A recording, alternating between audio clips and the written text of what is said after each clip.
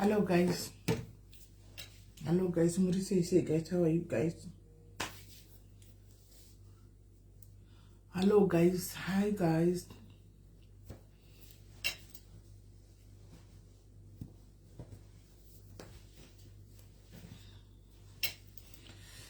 What do you say guys? Hands go bila nizuri nchingodongore ndandiri kubasa kadia. Ndatobva kubasa makuseni. So andinambonyatsorara because ndine meeting yebasa. From meeting yebasa ndangorara 1 hour ndibva ndamukandibva ndaenda somewhere.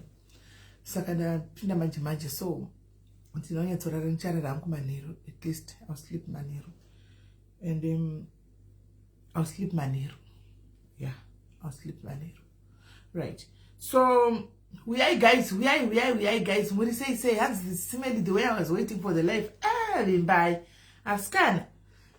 Pamunoti sisimeli takamirira live takamira munoita muchikanda wa masters star chairo amkanti as live munenge makamirira askana haikona kudaro so haikona kudaro stars for a living is eka kuti tinoya nepower knowing kuti at least ndakauya pa live so andishayiwo 6000 stars so 10,000 pa diaries andishayiwo 10,000 stars eka unodouya nesimba nepower more power ka guys. Kokunyepe. Ichokwadi guys at cinema. Kenisha, how are you? Chapungu Clara should say, how are you, my homie? Say, right. And they guys got it share life, guys. Got share life. How are you, Carol? Patience, I'm a sister, I was going to show. I'm sure I know the young Kumusha, but Timasi, I'm a square second. Masquera say good ziva. Kodisha gota rotida ikoda kusoftera ndiri mamoyo hachitoiti saka ndakutongo kwavari kudotongo manyana yo masizira yoyo shondo kuti kudu hanzi munoda turuturu aiwa masters I see paper I see cash masters masters makes me worse wakadaro kona kati stars makes me worse saka mukati wamutita zvimastars soti kunoti kandinde zvimastars so ndinogara ndichiuya kane more fire knowing kuti zvimastars zviriti zvimastars because iko zvinozuka kuita chinonzi content monetization iri page iri kapage kadiki kanti takatanga manje kapage kadiki saka page iri takatanga manje kwave nenonzi content monetization saka that means my life atinoita aya anobhadhara akabatana andimona nezvimwe unlike page hombe parichadzoka iro nenda kusati ndikaitira live ikoko live yega inozvibhadhara yakazvimiririra andimona kule page hombe rere live ukaita live ikoko live iyoyo inozvibhadhara yakazvimiririra hanimona saka it generates more money zvino iyi akaite kuti content monetization inobatira hanimona because ano include zvese ipapo handi munoona apo unenge waita live wagara pa live 3 hours mai mwana handiona unoona kuti akunobata hazvisi fair hai magumbo hazvinyatsokubuda zvakanaka esivhoni esimainiko hazvinyatsokubuda zvakanaka saka tozongotiwo pane riya iro kana rapera chipande chari nacho kana takundida kutira malive ikoko direct rinenge rangomirira malive kuno kwangu kwemapost mbotoziva kuti live ikatanga uko because iro rinenge ndera kudhara rakamonetizwa under kuti malive ega hands smell called that hate how far which hate are you talking about this one it's called kapanza. Hi Diamond, how are you Diamond? Tuko na kufara singaiti Diamond. Hey, Dai! Uri ku clouds 9 Dai. Fara wangu foka uya fara ndio wadi. Shifari, the African princess, how are you? Jacqueline Jiri say hi Coletta band. So guys, then I say one star. Asija ungani sira one star. Then I say one star uyo. Sure, ungana kudisa asika usadaro ya 1 star. Zvinanurega kokukanda cha zvinanurege 1 star arekako tikozoti hapana ingorega tikozoti hapana.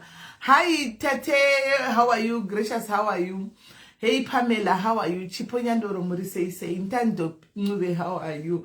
Taringa Goa pano zviri say Beatrice Mashidza, how are you? Daphne Beatrice say Luluja, thank you Luluja for the stars.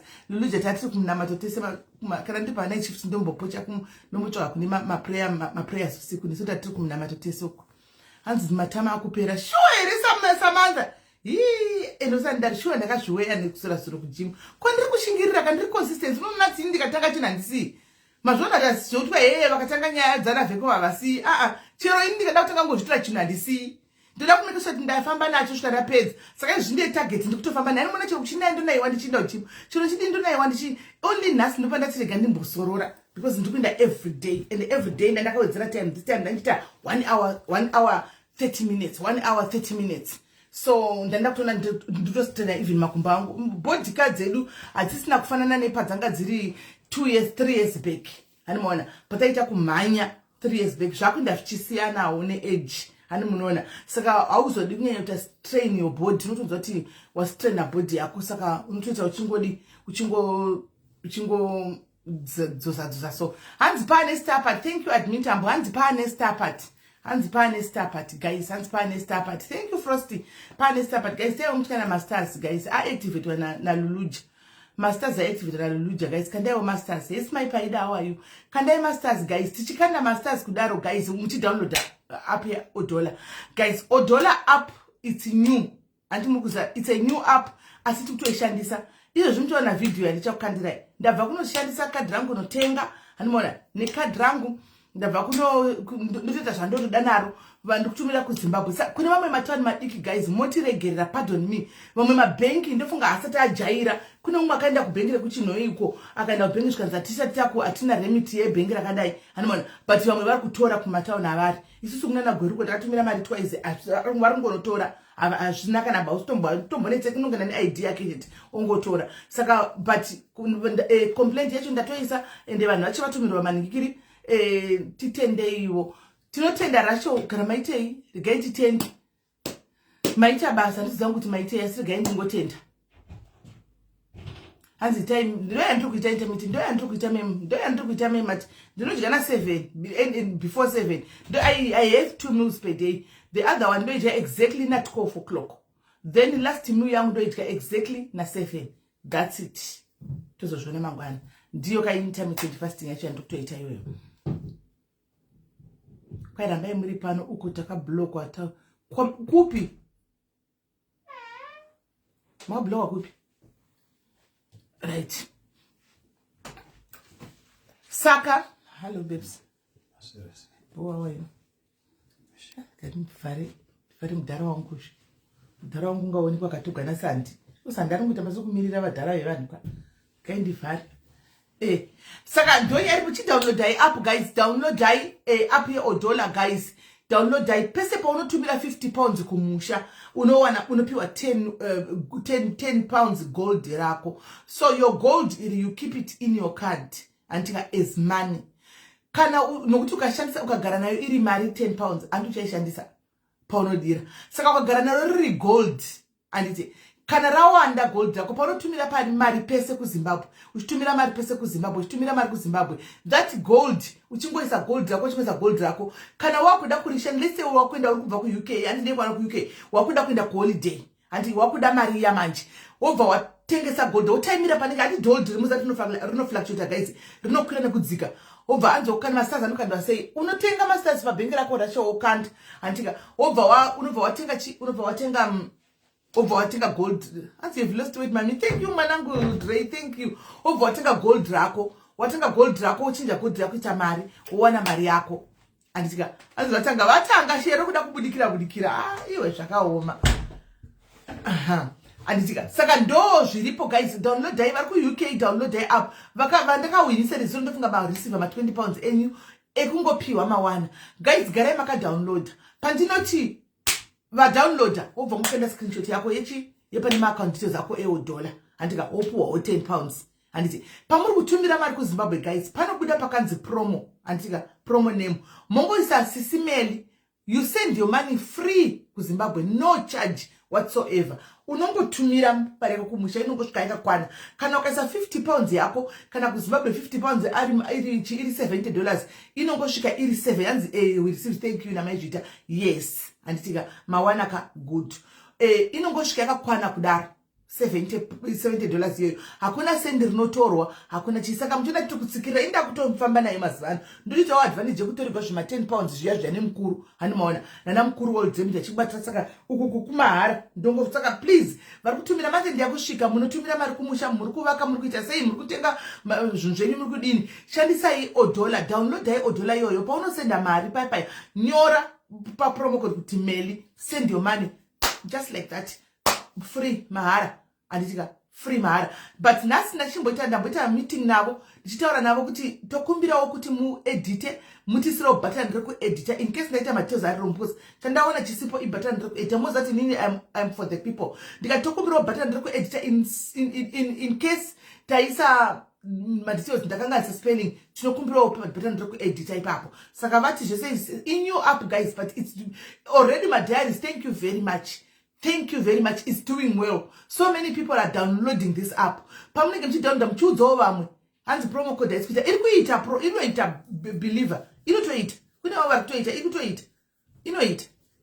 Pakati promo code pepa yapazasi. Ukatisa pa app yako paunoisa mari pavanonyora. Pane panotonyora kuti promo code. Ipapo. Ukatoba ipapo utonyora kuti Meli. Hanzi my cousin send me money with $1. Yes. Animal. Saka mchibva maudzova mwe venyu vasipa pana mabula kuti guys kune app nyu anonzi $1 uko ngati download dai $1 app tiwane kufamba nayo andimona timboshandisa mukana iwoyo kuti mahara chero ukaenda ku holiday ku Spain chero ukaenda ku holiday ku America chero ukaenda ku holiday ku Italy unongofamba nekadhi rako iroro alright Brenda unongofamba nekadhi rako iroro kadhi iroro unongoshandisa kutenga kwaroda kuenda kwese unongotenga worldwide unongotenga andika zvaunoda. Kana wakarisa phone, you can use your phone. Rinongoshanda just like card rako reku Barclays, just like card rako reku Standard Bank, just like card rako reku Halifax. Same shit. Zvangofanana andimaona. Right. So guys, tiri pano nasi Friday. Yeah, for now it's only UK. It's a new product. How believer also ndibata kuseli tone, ndibata kuseli tone it's cheap. It's a new product. Saka antimoza new product vachata vachisawo kumberi chizoenda kuna America vachienda kune dzimwe nyika. For now iri mu UK. So simatangira kuita wana World Remit wo kuti kwaive nana Ningikiri nana chichi iwo $1 iwo yakatobuda mu World Remit vakatobuda mu World Remit mu ndo makasibility mu ndo mabuda. Saka basically changoshanda the same animaona inongochanda the same. So yeah, ndo zviripo guys. Kadi unototunga kadi rakasvika ndichakandira video ndichanisa kutenga kadi rangu randaita video rachona ndichitengesa kukadi nekadi rangu ndatotenga chingwa nedrink vana vangu vachida kukwara. Right. Saka tiri pano nhasi toda kuti timbotanga nekutenda madiaries ese akatambadza maoko avo tipe update kuti mwana asvika kuZimbabwe. Zvakanaka baba vake mavaona vakakamirira. Toda kutenda zvakare coach Karen anditika coach Karen madzivire vanga vakamirira mwana vatora mwana vakasvitsa mwana kuna baba vake. Saka mwana asvika zvakanaka kumusha maona kuti mwana she was happy. Mwana angatori mwana mudiki zvoti tingataura hanzi anoita zvokuisa mari kana kuti zvokuita murume kana kuti kudini amenoti yakainde happy dear. So mwana asvika kumba chasara manje ochitanga kuti atsvage nzvimbo yake chikoro mari yake iripo yemauniform kungotsvaga nzvimbo chete vobuda vofamba maybe Monday or so vonotsvaga nzvimbo achingowana nzvimbo mari yake opiwa otenga atenda na Karen unotenga uniform iwayo na Karen atika mwana otenga kuenda kuchikoro just like other kids antimaona ndo zvatiri kuda izvozvo. Right. Tisati tapinda hanzi Leami ikadhifikile ngiabonga nove handiti. So tisati tapinda mumvengevhengeri yanhasi tine nyaya yatinayo pano handitika tine nyaya yatinayo pano. Share live guys, share live tisvike pa 450. Share live. Tine nyaya yatinayo pano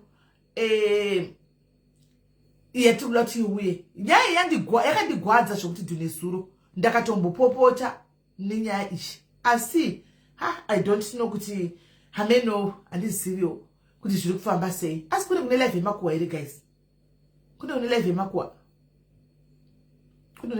here. Right. Aiwa ndiyo ministry yepano ndo zviri kutaurwa naMwari kuti kuchabatsirwa vanhu vakawanda. Saka kuchabatsirwa vanhu vakawanda iro gore rino iri kuchabatsirwa vakawanda. So ndiri kutombofunga kuti pamonth end apa mateam diaries pamonth end apa imo muno mudiaries anditika mumbowaridza idzo nhamo dzenyu anditika timbononga imo mukati momo anditika tichinda takadati hi Mpo, how are you my love hanzi kune live kupi magumbo kune live anamona so that we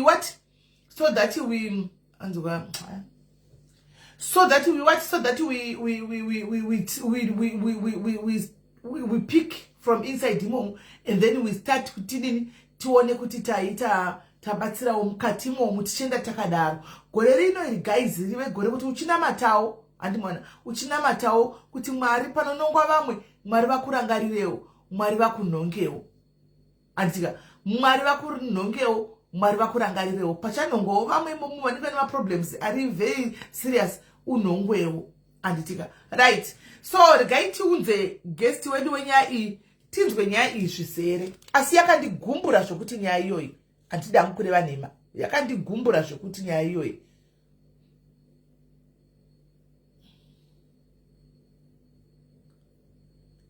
Majeso.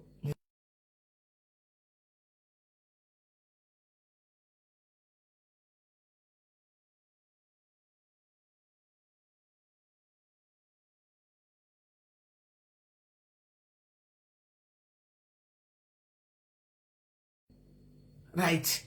Regai tifonere guest wedu auye tione.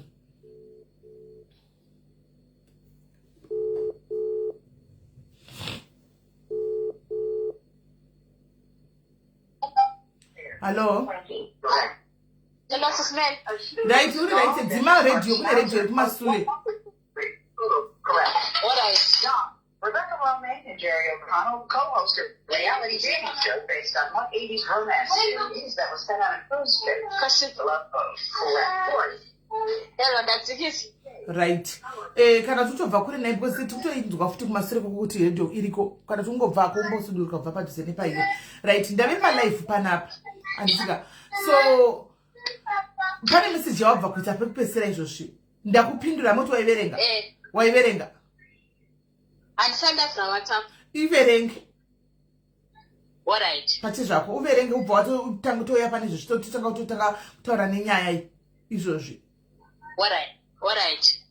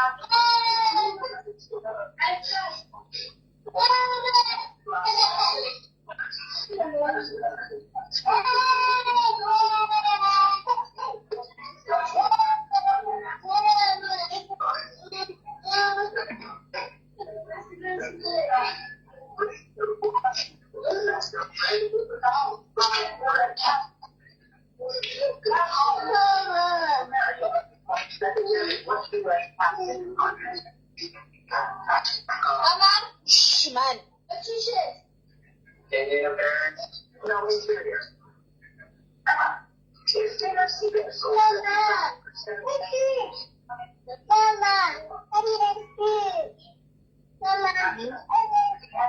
Okay.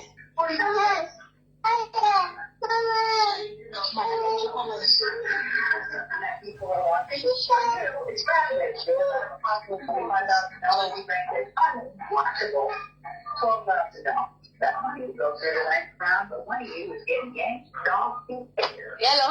Hello. Ndanyora. It's time to slow down. Manje noise TV kana chia ndizivi. Rega ndimbe box tangu ndokona kupera manje. Rega ndiye zvekunyora. Aiwa kati tiri pa live titaure nevanhu. Saka noise rate siri kuda kumasure. Noise rate siri kuda kumasure. Handiona. Right. Tare pa live panapa shamwari. Nyaya sematauriro wakaita nezuro uchinditsanangurira. Ndo matsananguriro ari kuzoita kuchudza vanhu. You can change names. Anditika just to protect yourself and kids. Anditika but nyaya sematauriro awaita famba nenyaya tinzwe. Now, what right? Sisineli ndinonzi Chadiwa Nashe. Ndogara kuBrockback. ndava ndakarohwa nemurume wangu. Tine mwana wani nemurume akakandirwa wekupedzisira. Then vekutanga ava baba ane 11 years ane 9 years. Ndakarohwa from previous marriage. Then ndobva zvakazongoperawo. Baba kandobva vatisiya. So ndakabva kuzimbabwe ndine 16 years. After ndakogumiswa kuchikoro at grade 7. Ndobva ndabva kuzimbabwe 2011 pandakunotsvagararamo. Zvazvinondipe promotion kubva wachona mama vakashaya ndine 3 years. Baba handitovazivi. Ndakazovaziva zvangu recent but handitovazivi kutovaona. Ndakazonovaona vachitonzi vakafa 2008. Gogo baba vamama vakashaya 2008. So pakangoshayiwa mama ndakabva ndakukura ndakangodaro. Ndisinokana munhu ainditarisa kuti munongozokana 1 year hapana anozogona kutarisa. So pakashaya mama ndakabva ndatora mamwe sekuru vainzi ndisekuru azadza mama vangara kwamurewa but sekuru ava handina nhasi handitovaziye kuti vari pere anoti vapenyu here but handingoti ndo vakavhurotira kutitora tikatogara kwamurewa ikoko vachititi zvonizvo vaizondiendesa kuchikoro but tasvika kwamurewa ikoko hazvina kufamba sevafambira zvakaita. Ndakasenge ndango mwana anga kugara pamba sikaende kuchikoro ndingoita zvemagadheni nekuwaridzira chibage kuzosvika sekuru vakatibata. So pavakatibata nyaya yakabva yangoda muvhuri kuchinzi mwana abatwa. Ndichibva ndadzoswa kuHarare tikanogara nakoko mama vababa. So after ndagara nakoko mama uko kwatinanga watokurawo zvava vakatombwe chikuru ndobva vazvatiwo zvavakurura vachakwanisa kugara gede ndobva ndatorwa. Ndikazokutora vasekuru mama first born baba vavo vaiva vari kusoja ndosekuru vahome vavo kwakadza mama tikanogara kuchitungwezi. Ndobva ndazotoreswa geti ndikazoenda kuchikoro. Then after ndane 10 years tofind out kuti ndatine chirwere ndotazotanga kungorwara zvakasingadzwisise. Ndobva mukadzi wasekuru yauya atirisa kuchipatara ndikandotestwa ndikabatwa kuti ndinotachiwana vatotogomwa mapiritsi angu. So ndaimwa mapiritsi maquatrimis ewhite maopayai ndoandaigomwa kusvika zvekusomushonga kunongotora. So pandikazouya kunokuona kuti tichagoraramo zvinhu zvinoto ndasingaende kuchikoro ndakangogarawo pamba ndo pandikasikwa baba vevana vangu vekutanga vahombava. Ndobva ndaita nhombo. Mwana wangu muhombe ane 11 years akabatiro chirwere pandakazvara nekuti pandakata nhombe yemwana ndandangodefault ndakatonomosi 6-7 months ndadefault. Ndobva ndabatira nhombo mwana ndobva ndavaudza vakambotanga vabvuma tikatombogara tese. Then zvazvazopindirwa nehama dzakaziva kuti ndozviripo ndobva varamba vakati tikwanise kukugamuchira unotapurira mwari wechirwere ndokusina kwanda kuti muve mwana wokutanga. Haana kubata mhino ndo matauriro ake haana kubata mhino.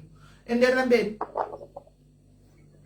Ndo kubva ndakuzoraramawo upenyu tichikuitawo kuda kuti ndangotengeswa musika ndichingoraramawo ndichingoma ndichigona mabasa ngopera ndichingosakura.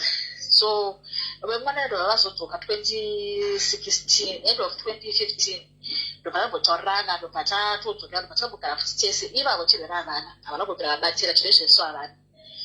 Ndokubva vadzoka ndobva tamboedza kutaurirana tikagarisana ndobva ndabata kuti papechi2 pesecond born uyu mukomana ne9 years zvesu iye akanobatira chirwere because iye ndakazogenda kupa bhodho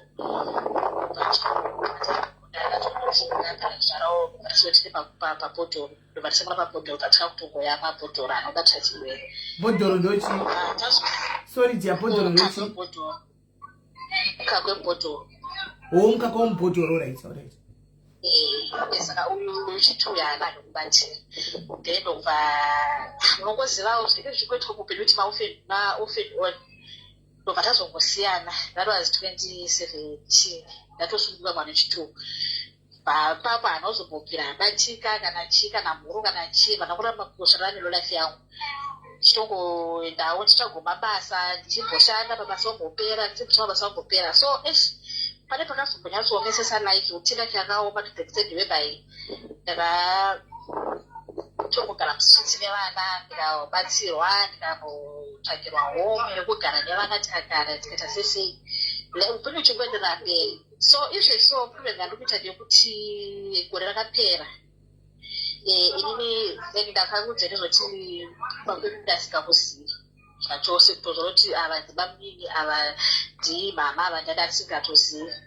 Saka muupenyu pane zvazvangonesa zvoti ndatiwana basa rangopera ndasagara 2 weeks basa rangorera rapera ndikagara 1 week basa ropera ende ndiri munhu wekuti mabasa ndotomatsvaga nditomawana but ndine munyama wekuti mabasa andigari ndokona kutogara 1 week chaicho ndotoshanda ndotongodzi basa pasisimo chasazosiyadzoke pandotobhurukwa nemurungu kumenya ndotomboshanda handibhadharo ndo life yandandiri kurarama nayoyo zosvika ndetosvukidza kuti ndikandende kupi kumusha ndimbotsvagawo kuti ndinokubatsirikere kune hama dzanamai. So hama dzanamai pane sekuru vakazobudikira pane tsaona yange yabva kuitika ipapo mwana akarwara zvokuti ndakatadza kuziva kuti chii chikuitika. Mwana mudiki mukomana akarwara akatipwa kuti asvike for 3 months ari pamadrips achidya nemadrips zvokuti ndaizoti kana ndikafamba ndokuzokudzokutsva kudzidzwa kwako nguva yakwana kutoende kudzidza kwako unotsvaga baba vako hama dzako uone kupinde mudzinza. Zvinhu zvakandiomera zvokuti vana vachiita kurwara kana murume chaicho akasvika pakuzonditi zvenezvo mhepo dzako dzichauya kwandiri ndakutora mandikara neyo because mabasa zvese mari zvese everything kana kana kuita chakati hapana kana chinobuda chaunoita life yako ndekurarama uchingochema. So ini ndakudaneta. So sekuru yayo ndobva vazondudza ndobva ndazovaisa pakona ndizvako zvakuti komulife mangu sekuru ndobva vazongodibudirawo pachena. Effect ndakazondibudira pachena ndimbuya navasesekuru mukazi wavo ndiyakazondibudira pachena akati ano hama dzakutokuziva ndekwakati. So kana zvichikwanisika tsvaga mari bhazi uperewo uye tonokuratidza. Ndichibva ndaitawo shungu ndikakurisa kuita mari ndikatsvaga pandinotsvaga mari bhazi oshango ndakati ndikatonobatsirwa futi neTelegram ndoime yakandibatsira kuti ndikwanise kungadza mari ebhazi kuti ndisingaendete kumusha. Ndobva ndaenda kumusha ndikasvika ndikatambira zvakanaka ndikunyeba nekuti ndaibatsirwa futi masoro ndaifambawo ndichibatsirwa ndichibvunzawo. Ndobva ndaenda kumusha gore rakapera ndikanopinda mumusha handina kunyeba vakatambira zvakanaka but zvokotera ndakasvika baba vatinonzi vakashandisa 8 pamedo ndingori 1 ndakazondingori 1 ndakangodaro hapana umwe mwana ndakazobhoitwa pana baba vangu namai vangu ndakangogarwa ndingori 1 ndakangodaro but kune masiblings ariko zvavo wachatotaura vamwe wachatotaura navo vamwe wachona hatina bedi stroke conversation but vamwe vari vachatotaura navo. So problem yacho ndekuti zvezvo pandakabva kumusha patine papo ndakasvikawo kunoku zvinhu zvakandiomera zvokuti ndakatozvidemba simiri kuti chandakaendera kumusha chii. Ndakasvika basa ndaishanda 4 days ndane 4 days andaishanda mabasa rapera kungomiswa nemurungu madhezi ese ari 4 varongesa kuti please mwakati zvozo ndatengesa imba so chakasvika kubasa after the following week vakwachona 2 varungu vese ndobva kwakangodisira mari yako kati tichakwanisa kuita sei kutora kuti tishandira tichakuzokutsvaga isusu ndobva kwatongodibhuroka vekupedzisira akangoita futi the same thing ende zvazvatoita zvakaitika tichangobva kumusha in 2 weeks time zvese baba zvese vakapera akatedzana ese kawanda zvichipedzawo kudaro baba vemwana vachibva vabudawo pumba vakabuda vakaenda vakarongedza bhegi ravo vakabuda vakaenda vakangotisiya renti yendesana kubhadhara mwana mudiki ainwa bhodhoro ndakasvika sikatatiwe bhodhoro akupiwa majusi zvimahewu mumba kusangana chikafu vana vakutuvawo bava vachienda havo kuchikoro because vari padhuze vaifamba zvinhu zvakaoma mumba musvika 0 baba ndobva aenda takatongoedza kunetsana pakaitika nyaya because akazondeta kukoti ndakutotora tichiita sei at least kana wabuda kuwaenda zvakanaka but komwana chengeta mwana ukoparede mwana mudiki uyu achibva ndizvo ndizvo handikwanisi kuti ndichengete mwana ari kwauri ndipe mwana ndigare naye because unogona kuchida kuzodya mari yangu turu mwana yeyu saka handikwanisi zvendabuda mulife mako nevana vako unza mwana wangu ndichibva ndamboedza kuramba.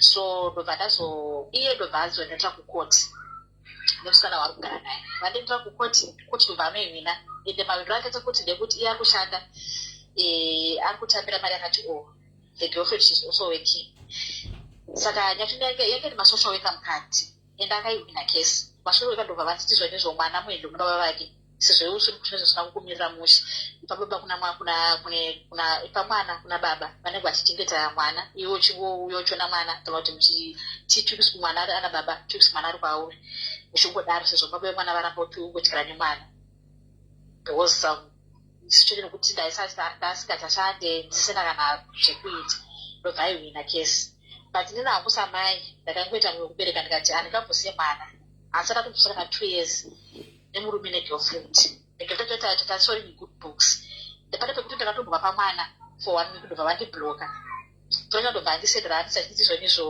ye mwana wachafuwa kamuwana tichita kutongogara naye because kana mwana ari kwauri uya notisi kuti hausi kumuchita zvakanaka hauzokwanisa kumupa zvaanenge achikwanisa kuti umupe samira chona saka tipe mwana vachibva vandibloka ndobva ndaenda kumapurisa ndikanorepota kuti ndatorerwa mwana sosososo polisi ndadakwanisa vandibatsira vakatitizva nezvo go back kukoti kwamakatenga nyaya dzenyu unodza munhu ari kuedza nyaya yekuti ndozvaitika social worker angari munyaya yemwana yedu apa ndadakwanisa hanguda kuzvita simei because nyaya dzakadzaka dzawandisa mafight after mafight saka ndikangotora mwana ndikabva ndachita location ndichibva ndangobdota akachita location achagara kwamuruko tesese kwataita kosekera kutembisa kati achakwanisa kuti tese chambe chigara around tichipato tichionana mwana ndatora ende ndachita location ndobva angotobo achibva atibloka nanhasi hapana kana hai kana chi kana ari semwana kana chi hapana hama dzake ndakambozokutaura nadzo ava vatocheuke vakatotutwa so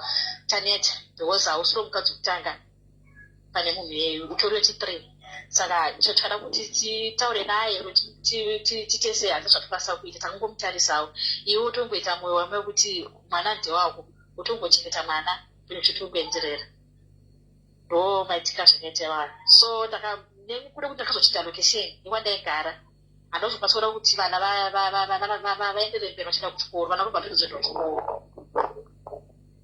nekuti patega vaifamba pategara kusvika paenda kuchikoro chevana vaifamba netsoka but pandikazobva kutembisa tienda kulochina ndikazingenda kugara handokwanisa kuti vakombodete vana kuti vange vachienda kuchikoro because havana kukwanisa kunyora matest elast year so havana maresults egore rakapera emuna December havana vakaguma kuenda kuchikoro last year muna October because matakatagumanga vangogara pamba chiti ndozowedza kuti tisifambire muna January nyatsozo vadzokere kuchikoro but January wacho naye zvake ndone pamwe takata ne2 months tisingabhadhare rent ndobva tabvarwa ndiwo musi wa31 kana masanda nisenda mwabuda uri mubhadhara mari yangu but ine interest ndichakusenderai voice note ramasanda chana because pane pakatozofonera akanditi zvonizvo munobuda kwachona waita 700 rand akanditi munobuda kwati mubhadhara mari yangu yane interest uchiza kuti ndezvipi saka inini ndekuzotya kuti ndiko owa 1.4 yerent plus netoza chinoita zozotibhadhara ndakabva ndazongoroti ndikandingosana nazvo nditsvage nehope kuti ndibatsike pekugara nevana nemwe location ndokwanisa kuti vana vabatsirike so ndakazondoa ndikabva ndanomira papeji ratete vezaka vakanzvishupa ezaka ndibva ndangomirawo nyaya yangu then ndobva paito vakaresponda vamwe vakauya kumemboswa vamwe vakataura neni so pane mukadzi akazondibatsira wandiri kunge ndichigara naizvo so but mukadzi uyu ndichakusendera screenshot chachona akatouya kuimboswa kwangu ndobva nditi zvonizvo ndaipenda kazonate vezaka wanzokuda pekugara nevana chiti zvakamira mushe ndobva ndavadza tikati ndobva tatsanangura vakaona proof yese vakafona ndobva nditi zvozvo ndina kugara ndega but kwandiri kugara kupretoria kunonzi kumaupani mafemu ndokwanisa kupa pekugara nevana but chikafu nozozvionerawo iva mukadzi zvino hatoshandewo munhu anotongorarama achitongo to zvina pistop but munhu atori nemhuri yake kuzimbabwe wane vana vake vari kunochengetwa namai vake so unongozi kana munhu anga achigara ari 1 anenge ane bhajeti yake paichizoona tawanda dai so kuti aite bhajeti yevanhu 5 mumba asingashande achitorarama zvekutohasirawo achizonyatsobuda so ndakakuti takuti atleast pekuti tise musoro nevana takapawana ndopatiri zveso nevana but chitanyanya kuti ndiuye kwamusika ndechekuti vana vasoenda kuchikoro vese vari 2 vakagara pamba ende muombe wacho unoyo wandakamubereka akabatira chirwere saka vati haasi kunwa mushonga asi mashonga asisa mushonga last year. Ndo pakanditsamwisa apa guys. Ndakatombomtuka nezuro apa ndo pakanditsamwisa apa. Antika kuti mwana ane 11 years. Akamudefaultisa for 10 months. 10 months mwana ane 11 years asiri kumwa mushonga. Izvo zvikudai. Tendera mberi kutaura ko reason yeshe zvese vaudze. Taura nyaya yacho. Tusomanyira kutaura. Saka akasiya mushonga last year muna March patakenda kureview yake. Then ndobva vasvika ndobva vatiti imweni dzamafriends tiri kunetsa vasvikwa kuti makatsira tofambira mufix. Pane zvaitikawo zvokuti ndazimai ndakatomerwawo zvisinondimirira mushe ndakabva ndangosiyawo zvakadaro. Even I know wacho nawo ndakabva ndangotogara kubva ndangoisiwo zvakadaro. Svika izvezvo takagara zvedu. But manje zvazvo I've noticed kuti vese vari 3 havasi right. Ndofunga kuti takatozokuta kuti vaite zvavari nenyaya yekuti kwamuku kwataigara mukuku wekuti kana kwatana kukanaya mvura yaipinda zvazvo zvakasvika zvakanaka yeke siri environment yekuti inonge ichigara vana but taingogara because ndopatikwanisa kuti tinge tichigara pamvura iyoyo. Saka vana vakafektika zvisingaite wachona ari kungobuda maronda manyukira hatisi kuziva kuti chii diki wachona ine nezuva.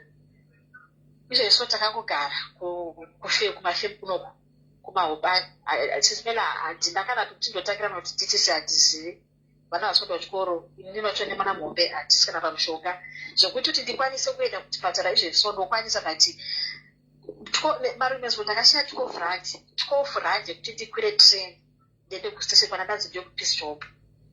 Munhu wese kuti ndenge chikondeka chakati anenge achingoti takaomerwa chakati ndakaomera. Ndiri munhu wekuti ndobvira sekunge ndotosema nyazvo kuti apa mumwana kana kutibatsira hama dziriko seasonally hama dzekudzwa kwamai dziriko dzakawari kukepta wari kudhebha tone mari vamwe vatoriko mudhuze munomu vamwe mene ndakatova kuazvinazvinondipira mushe kuti semiribatsiro nevana ndiende ndakava basa restay ukati ndiende kustay ini mombo ndikuchengetaona zve2 months vakanisa dhasi oidho re8 months re8 minutes vachindudzwa kuti handikwanise nditori nemhuri yangu urana ichinga nevana vavo ndobva zvatongopero zvakandokudaro nanhasi sakusendera odho yachona ndinayo. Saka kutoti ndiye kwamuri kana kuti zvezvo situation yandiri nevana tikaramba takadai so handizivi kuti ndodii. Nezvachona ndakatongokuwo ndichitorwara saidi resere ndaita chibayo zesore kuleptiri chibayo pandabvunzwa munhu andikabvunza kuti inogononge iri stroke kana kuita kuti iri PP tsvaga kuti unobatsirika sei vana vaende kuvadzokere pamushonga iwe chinoende pamushonga utsvage zvekuita nevana kana kutombotsvaga home. Aiwa inini zvokuti handidi kuroverana mukati kaviga mupini munin'ina wangu handi watone 31 uri munin'ina hatidi kuroverana mukati kaviga mupini zvokuti ucharamba ari muSouth Africa hazviiti nokuti une vana mwana iko zvino 10 months akadefaulta mushonga. Why? Because ukuti kuchipatara kuramba kuramba chidi maforeigners atichadi ende kuZimbabwe unorupiwa mushonga mahara right. Unowana pekugara izvi zvati wati munhu ari kugara naye ari kuti ndakuda kutamba ndakuda kuenda hamusina pekugara. Saka mukasara magara ipapo mukabhadhara renti mwedzi uno 1 ko mwedzi wacho mutera unoita sei une mwana mudika ne2 months wokuti chero ukanzwa wana basa nhasi haukwanisi kusiya mwana ne2 months uchu 2 years uchu ari ega handiona kana kumusiya pama next door ndokuzoti mwana anoabuswa because iwewe mai vacho vemwana wakamboabuswa nasekuru. Saka zvinhu izvi kazhinji zviri spiritual zvinhu zvemaabuse izvi handiona it can become a circle yekuti wakaabuswa mwana obva abuswa. Saka zvekuti mwana anozodza anosiyiwa uchinda kana kutekana kuti kudi pane vana umwe vana vakutorwara already handiona but zvikuru kuri nyaya yedefault iwe wacho wakadefault iwe wako ukafa vana vakwanisa vachitambura unofana kuziva izvozvo vana vakwanotambura so zvokuti unodefaulta mushonga handika ndakakuudza nezvingati chero dai kuchinzi kure zvakadini but panyaya yemushonga kwawakugara waidzifambira chero netsoka waitomuka kwakafamba chichinzi 20 kilometers kumusha maifamba madistance akadaro uchienda kuclinic kuti unobatsirwa because ezvinezvi zvanani but chokwadi chiripo chekuti kumusha you have to go but we want to know kuti kumusha iwewe unosvikira kunani kumusha kumusha kuna vamwe mai vangu ndambotaura navakura kuchitungwiza ndaitora zvakuna kubva last week so ndova kwazondipo idea kuti zvenizvo atitsvaga mari uye nevana umbogara kumo kune vana choti toita sei tobatsirana sei ndo zvavakavataurwa ivo saidze kwamai kana ndi kwababa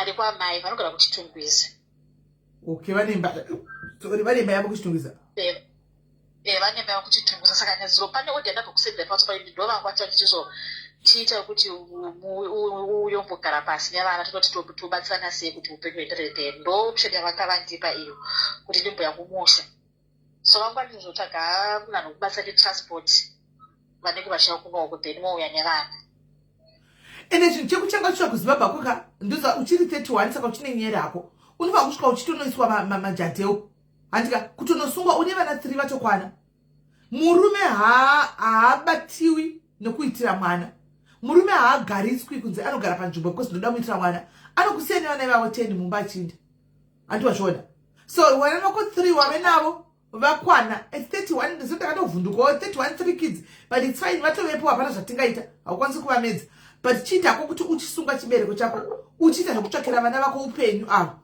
nokuti mwoyo wangu uri kurwadzirwa mwana ne11 years uchoyo awakasiisa mapiriti andiwana itori hondo yawakatotanga iyeyo kutoti mwana yeyuka ihondo chaiyo wakatozvitangira iwe uri munhu mukuru iwe wakambosiya hako you can handle that but mwana 11 years mwana mudikisa zvokuti unokuvadzisa wakakuvadzisa mwana uri kukuvadzisa mwana wako wega handimaona so guys ndio nyaya iripo panapa yemukadzi uyu yemusikana uyu vediwe anofanira kuti ngainde kumusha handimaona so ari kuti iye anenge ane zinyi sikuda zimunyama here kana kuti zichire kuti zvinhu zvacho zvise zvinongomuomera handimaona anongoomegwa hameno manzvinza zvinhu zvanga achitaura handimaona amasise zvinhu zvanga achitaura so ndo patiri panapa ari kuti kumusha uku manje papa vana achitarisa guys kuti vanava i3 i4 vana 3 naiye ndakamudza sengati naiwe saka patikutarisa we are looking at something like close to 5,000 6,000 kamuri 3 kudai inobudepi naiwe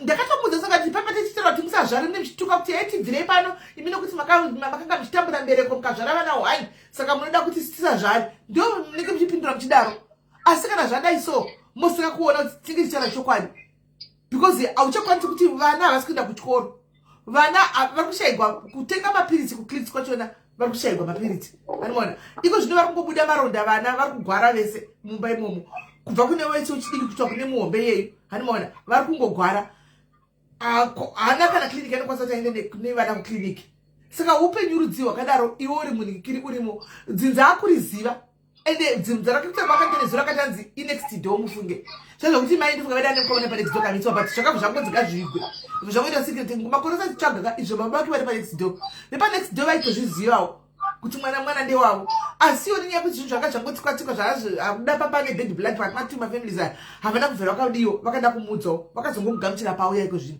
but achibva zvokumusha kwacho kokoko anouyazve mhepo dzedze dzaanzi dzakaita wese osvikoti va4 days angana vachishanda varungu 4 vose vosvikomumisa ka1 vese vari 4 vakadaro handi munoona so unotonyatsa kusahwisa kuti zvinhu zvinenge zvichiitika inangwa handingagoni kuadvisa spiritually because inukadiwa nechingoti namata chauchitsanya kuti mwari vakupindure mwari vanonzwa but munhu nemunhu anenge ane belief yake zvinhu zvaanobhilivhawo maari handi iye akutoti ndabhilivha ndakawa nekufamba kuenda kumaprofita kunganga nekuchitenderera anomaona kuti vamwe kuda ndigadziko zvangu zvite nani but at 31 aona dambudziko reseri ndopai pandozvosvika nezuro ndaita munamato kumausiku kuma1 tondo kubasa nditi mwari ndinongokutendai so kuti izvozvi izvo unotoita zvokuti saka ndodlei mufiriji asi umwe munhu achishaya chekudya hani munoona kuvaningina vako cheche vaningina vangu cheche ndogara ndingokudzai kuti nditoriwo mune vaningina vangu hobho vandotochengeta vanotozvingovewo nevana vavo hani muona vasukuru vangu vese vavo havana musi vanoti vavata nenzara vanomuka vachitodya vachitodai varipo ona kozotera nyaya dzevamwe vanhu vanenge vachitaura unyatsokuona kuti upenyu hwakaoma handimaona vanhu vakaomegwa wotarisa iwo paunongochema namoti aichi zvinokwa zvikubatsira mwari so uri kutochema kuti handina certain amount muakaunti ndoda kudai apa ndina mari yechikuita chakati anoda kuita asi zvimwe seunazvo ko ari kuchema chikafu ko ari kuchema mwana weprimary kuchikoro imari guys school fees yeprimary imari vana havasi kuenda kuchikoro ko ari kutochema mapiritsi kushayiwa kuti ndoenda kunotenga mapiritsi acho kupi haana kana senti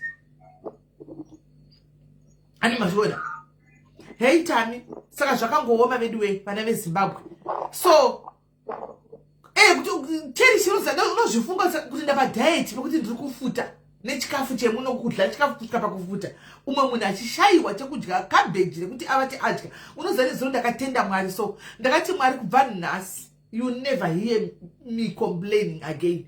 I will never complain. I will be satisfied. Kana this story na izvozvo nokuzoti Mwari, you go deeper when it's the right time you provide. Because namuza ndinosangana tuzinenge dzine vanhu unogara pasoti Mwari zviri kuitika izvi ndozvikurarama nevanhu izvi saka vanhu vanokurarama sei utoona sekuti hazvisi normal. Handimaona zvikurarama mwana vamwe vanhu because iwe hauna muvhiro wakazvirarama. Handimaona so utonyatsokuona kuti Mwari zvinombofamba sei. I was asking God zvechokwadi ndaitobvunza Mwari kuti Mwari zviri kufamba sei. Handimaona so zvinhu zvokuti ngativei grateful guys tichitenda Mwari nezvinhu zvatinazvo because paunotanga kunzwa nhamo dzavamwe vanhu kudai izvozvo akachengetwa. Paakachengetwa munhu uya kumuchengeta ndofunga asvika pakunetawo amuudza kuti ini ndakubva pano anytime saka chigara maona kuti moindepi nevana. Remember kuti munhu uyu munhu aizvigarira ari 1 achingoscrounge achita mabhisto bhake achirarama ari 1 ahotora mukadzi uyu nevana vake 3 vave 5 mu1 room. Muri kuona saka haasisina kana privacy kuti iye ari 1 ochitenga 45 kg opedza mwedzi zvazvino vakutotenga 15 kg kuti mwedzi upere. Saka panenge pakatoipa guys. Handimaona so handiziviwo pane anditotaura chokwadi guys. I don't know kuti zvichafamba sei but mwoyo wangu uri pamwana wemushonga kuti dei akwanisa kuti awana mushonga apa kakamwena kuzamba svika chinonopiwa mushonga yake mwana uyu andika achinonopiwa mushonga yake obva atotanga kutodi back next to health iye wacho iko zvino vanhu vari kuwachakohwa manje kuZimbabwe. Handimaona fodya chi iye aisvika kuZimbabwe otakura kana mazitya achipinda mapurazi atinotengesa. Handimaona haushayi chauviri uchitakura mazitya uchipinda mapurazi utinotengesa kune fodya dzichatengeswa dzedza uchiendawo uchinotengesa zviri kuita vamwe uchidini uchiita sei. Handimaona uchichengeta vana vako uri kumusha unotaura shona zvaizomunakira utsvaga chistabhuku dhiri chake kumusha oenda kumusha unotsvaga pekuti avake. Handimaona ovaka chituru chake nevana vake paachagara iye nevana kutira pakatika chii vana vanosara vakagara ipapo vachidya. Handimazviona so ndo patiri panapa guys.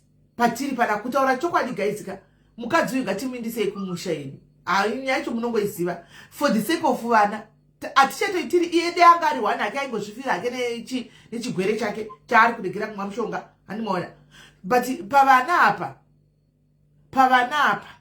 ndo patakuti especially wemushonga uyu even naiwe vemaronda kumushonga anongonorapwa mahara ainde kumusha mukadzi uyu. Handimaona ainde kumusha akwanisa kukwira ainde kumusha.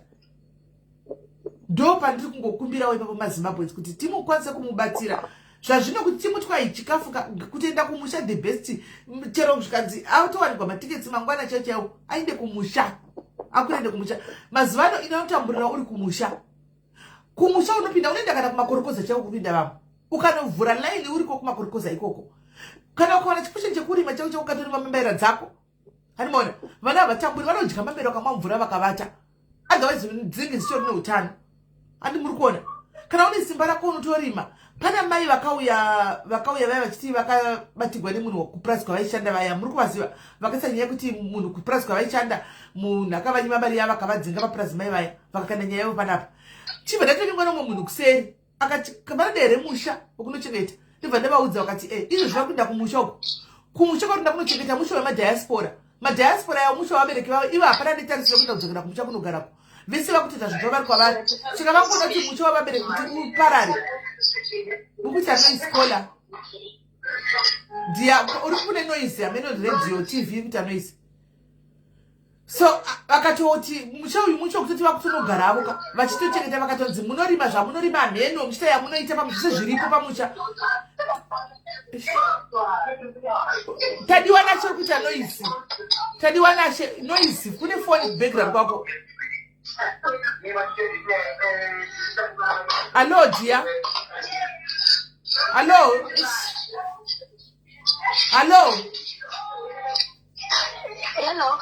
Uita noise. Phone yako ine noise. Tiri kutongonzwa zvikuitika kumashure noise yeRadio TV amene.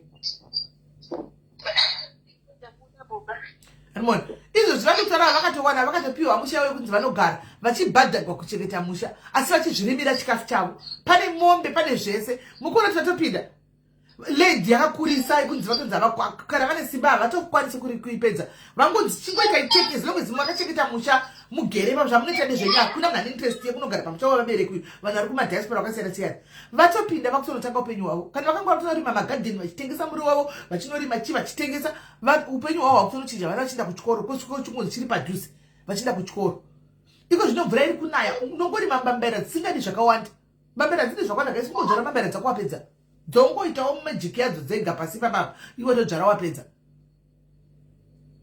animona so anzi imba yekugara ndimubatsire nepekugara kuzimbabwe here Tracy ari kutoti kune vakari kumuti hanzi ngauye vanove manini vake but zvanga zvakatonaka chero kuti dei iye anga atowana pake pekuti anochengeta musha wake ari oga zvava zvakatonaka animona achibhindirika nevana vake ipapo but anyway mainini vake vakuti chimukuchitumidza maybe akamboinda vatange kufamba naye nyaya yemwana uchu abatsigwe panyaya yemwana first animona abatsigwe panyaya yemwana first kuti mwana akwanisa kudzokera pamushonga naiye wacho adzokere pamushonga anti muri kuzviona so ndo patiri guys handizivi kuti varipo here vanoda kumubatsirawo guys tise musoro pamwe chete munhu yainde kumba titenge matiketi munhu yainde kumba nevana akwira nokuti paari kugara apa pateve temporary ari kutodzinga vachiona yekutamba iye muridzi werumu iyoyo akutaura kuti ini ndakunda kugara neboyfriend yangu because ndine mhuri kumusha rumu iri kundiomera kuti ndicharamba ndichibhadhara andimaona saka ndo patiri kuti guys varipo angada kumubatsirawo vedu vemukadzi ushu for the sake of mwana vedu weye ngatimubatsirei ainde kumba ngatimubatsirei ainde kumba pamwana apa pamushonga apa because akazodzoka futi chimwana uyo azodai zvazodai kunoku tinongozoita futi kuti echi andimaona engainde kuri atomurati ngamboenda kumba anosimba avachangeta zvavafambiri dzemapirisi first andimaona kana vapedza dzemapirisi first then ochizotanga kuona kuti oita sei at least vava pavadzokera bheki pachirongwa andimaona vadzokera bheki kunopiwa mapirisi acho iwayo then vochitanga antimashona saka ndo patiri kuda varipo here guys anokwanisa kuti vabatsirewo mukadzi uchu ainde kumba vanosungwa zvao nemweya wamwari kuti tibatsire guys munhu uyu ainde kumba ngatimubatsirei ainde kumba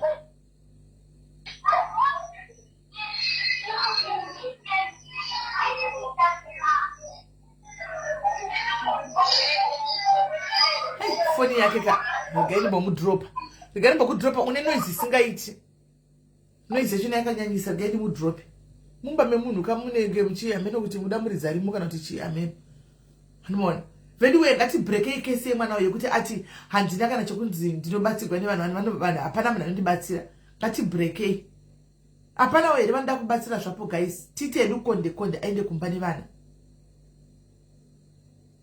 hanzanisa mapirisi acho mari alisi handiziva kuti mapirisi imari asi chiripo chokuti mapirisi acho chori tikatenga mapirisi anenge achimamwa achigarepi anomamwa achigarepi mapirisi ayo zvino nangonotenga kunopiwa mapirisi manyuwani kumusha ikoko because mapirisi tikamatenga kusina mapirisi aisiri yaita tinogoma kumatenga mapirisi kutsvaga munhu anotengesa mapirisi totenga mapirisi but still vari kuenda kumbaka vanomamwa vari kupi mapirisi ayo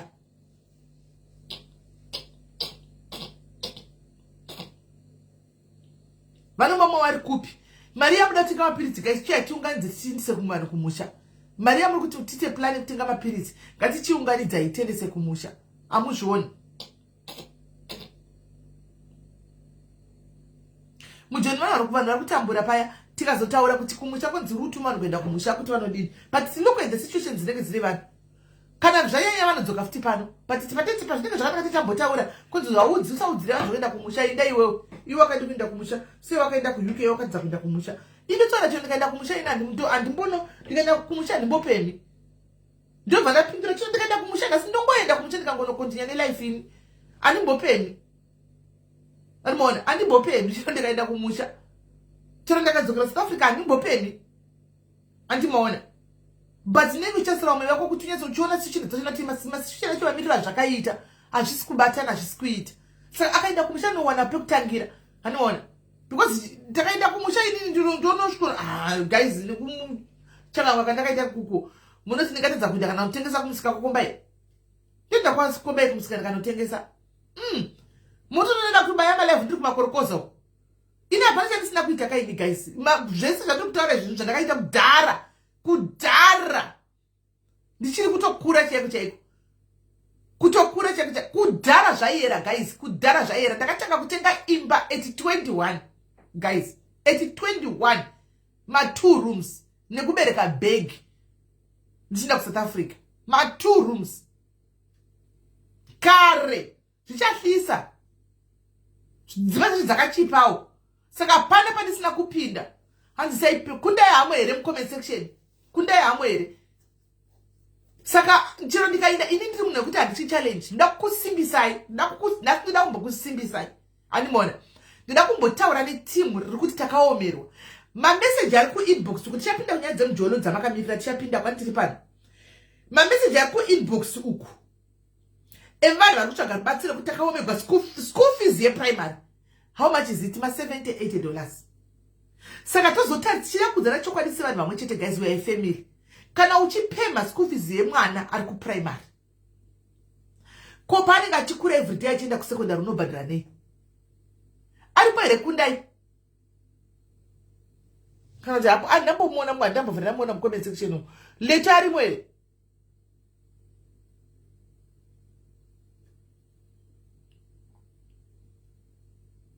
Leta arimo here. Vanhu vacho madhimini acho kana vasiri kukanda zvinyadzi vari kushayikwa pamalife. Izvi vari kumakuhwa uko ndoko vanenge ya kudai tiri kutsvaga mukomesesera vasi kutiona wongo kavata akakavata at least asi kumakuhwa kakavata angakavata right angakavata right rekayawe letu letu obvious ari kumastreet uko letu achiri kumastreet zvazvino right. Hanoona saka tinoda kuti tiudzane chokwadi guys. Ndoda kuti ndimbokuudzai chokwadi. Uya kundai uise mapaypal ngativabatsirei guys. Chikande yatinayo timise kumusha. Anozara tumpi mari totenga kama tickets oenda kumba. Tongotenga ma tickets oenda kumba.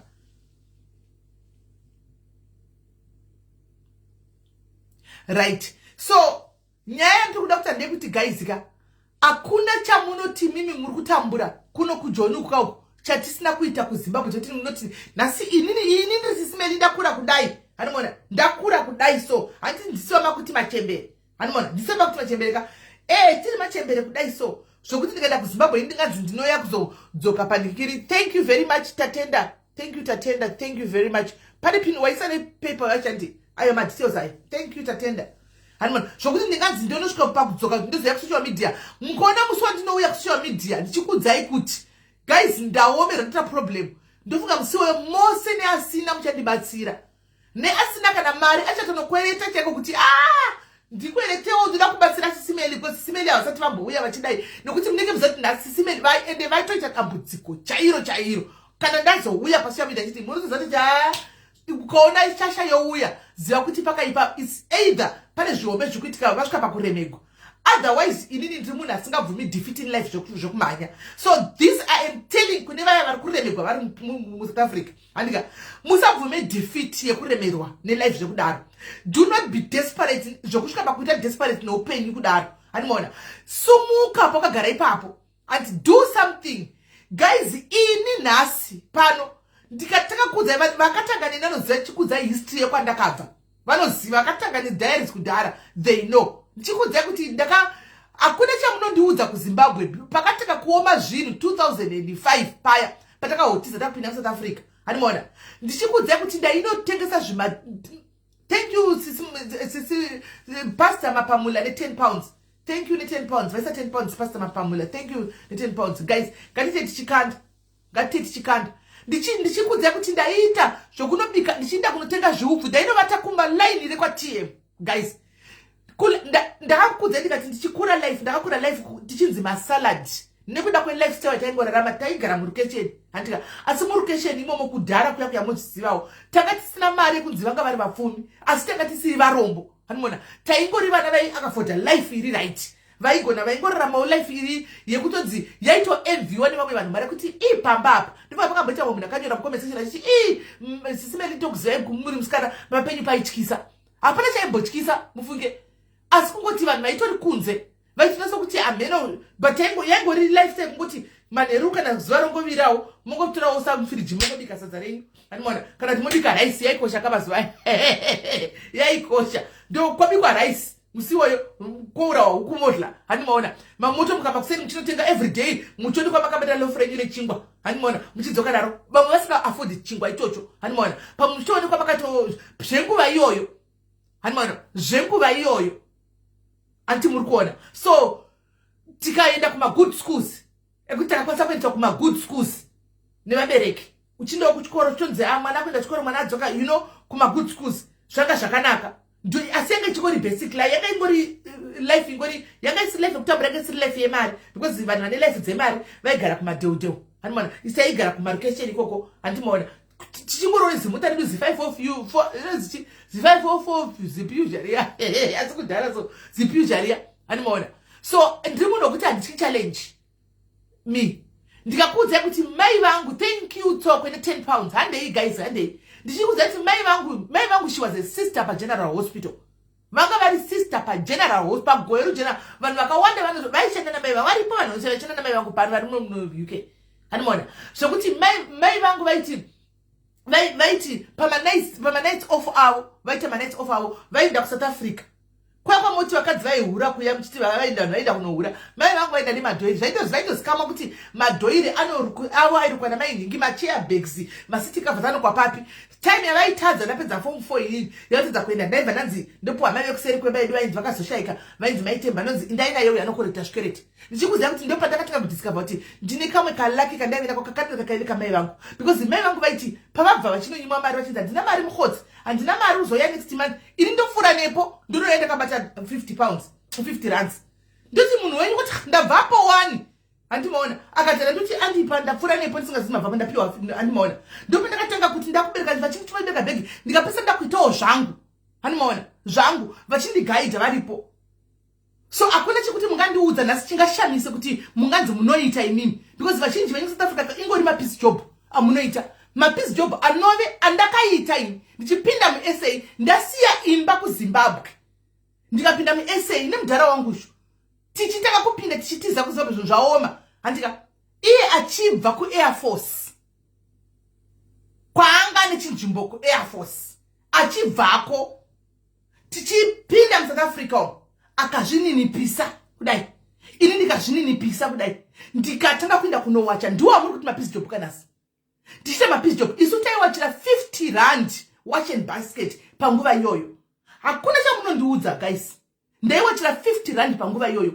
ranga ri 50 rand wash and basket zvisene kuaina tichitenda kuna kubhinoni kuya kuya handitika pandinokuudzai kuti pandaibereka bag ndakazongenda kufamba namai guru wangu namai vazuva uya zuva havani uyu Amando ndogara ndichikuudzai pano kuti ndakazongenda kufamba namai guru vangu amuna chamunonitaura kana chamunoni mubvunzei bvunzai zuva uya bvunzai Amanda mutegei ndakazongenda kufamba navo ndivo vaitove vachindigaidha hanimona vachindigaidha ivo vanga vasiya chipurisa vanga varizana because vanga vari mupurisa handitika vanga varizana chipurisa manje takufamba iri crew iri family anti mama wangu kuti ndikunda kubasa kuti ndoregainine naye nini plus remember ndandiri kukura vaida paido munhu anenge achitarisa hanimona mwana ndofamba navo ndichita navo tichitoziva kuti tatenga vanaziva tisaivatengera hembe isu achiri kasikana kuti achienda kuchikoro zuva ndisu taitenga hembe ini nakagura kuti taindotenga hembe nditi aiwa zviriko mazuva ndeizvizvi mama ngatitenge izvi ndo zviriko mazuva nezvi ndichidzidziswa mubvunzei pavakatanga kutenga vachitenga imba yavo tichita marounds ndiri kamwana kadiki ndichitenga yangu ye21 mubvunzei zuva kudzei kana chida kubuda ngabuda ataura kungoti zvimwe zviri kuti hatizvitauri kweza zvina basa asi ndiri kuzvitaura nhasi because ndiri kuda kuinspire umwe munhu hanimaona vanhu vari kuJoburg pepa munenge tichanzi mabasa kudai harisi basa rega rekuita peace job rinokwanisa kuti urarame kuSouth Africa ndakagudza ndakatengesa mvura I sold water me ndogara ndichikudzai kuti zvinoitwa nemachangani kunopisa kokuti vanopinda vachitengesa mvura chidina kuna mazvabva maairtime ndakatengesa mvura yaitengwa ichirema yakadaro uchifurisa kudai uenda kunoitengesa vanhu vachitenga taitorarama nekungwarisa kwangu ndakudzai ndikapesa ndazopinda madhira aya ndakazokudza embanje andiyakudza ndayahobereka kumusana uko ndatanga nefodya ndabatigwa fodya dzangu ndikadzivharirigwa pabeit bridge nenyaya yefodya. Ndakakuudzai nyaya iyi. Ndabva kuZimbabwe kumakorokoza pana kwamunondiudza guys. Chiyadzo ndakambokuudza ndikati ndakaputika bhutsu chinda kwaChiyadzo. Ndakambokuudza ndikati ndakaputika bhutsu ndikasvika umu masvuuka umu meso maita black ndichinda namafoni kunotengesa kwaChiyadzo. Mazuva engoda ekwaChiyadzo aya. Ndichinda nengoda kunotengesa uko. Saka hapana chinhu chekuti nhasi mukandina chiti ndisaka kuti mukaona ndozouya kuti komana ndikukumbirawo kuti mundijoinidzire masendisendi ka panenge pakatoipa. Panenge paipa zvazvo kutoti patoipa. Because ndinogona ndikakudza taimborera pamusoro pemasaka namwe mai anonzi maipamela. Ndichitovaziva maipamela ivava vanoti life yavavepinde life right now. Tasangana kugweruko. Ndichirera pamusoro pemasaka achipinda kumareserva. Time iyo yaya ndichokudza taitaura vanhu vebhazi tobhadhara bhazi rototakurira zvinhu zvedu tiri toga kusenzera tauya vaya. Handimona topinda kana muchugu manhema mukatumu. Handimona nendiro dzekango dzine maruva mukati nemakapa nemaruva mukati tosvika toti tikuda nzungu. Tichidirisa nzungu nemakapu nzungu nechi tichidirisa toenda kunogoko kuna mateta 1 mateta 2 manyena andibviko kwese kokoka but ndinokuziva. Handimona kwanzi kuna na kwanzi chiko kuna na goko takaitenderera goko yaya. Thank you Leah tataura tichitenderera tichiita kuzama kurarama tichinjanisa zvinhu tichiti time yekotoni tainogara pamatita paya. Time yekotoni tainogara pamatita paya vachinja kotoni yavo tichitengesa tetine madhachi tetine maplay mazuva iwaya mandiro dzaidlisa ndiro. Princess, I can't inbox you because I don't know your number and I don't know if you are the ones who are supposed to put a WhatsApp message WhatsApp kwangu. So ndikuda kusama kudza kuti muri kuchema muri ku SA guys. Handika SA is a foreign country.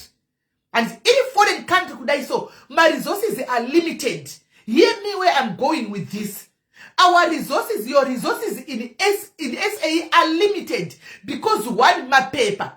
2 chero une mapepa uchida kusvika pakuti pane dzimwe nzvimbo dzinoda kusvika une pepa iroro vakada kungoti uri foreigner chero wakabata mapepa vanogona kukutamba rafu. So you are limited and then zvakare hauite free kuita business rako because matsotsi zvakare vanenge vakakutageta.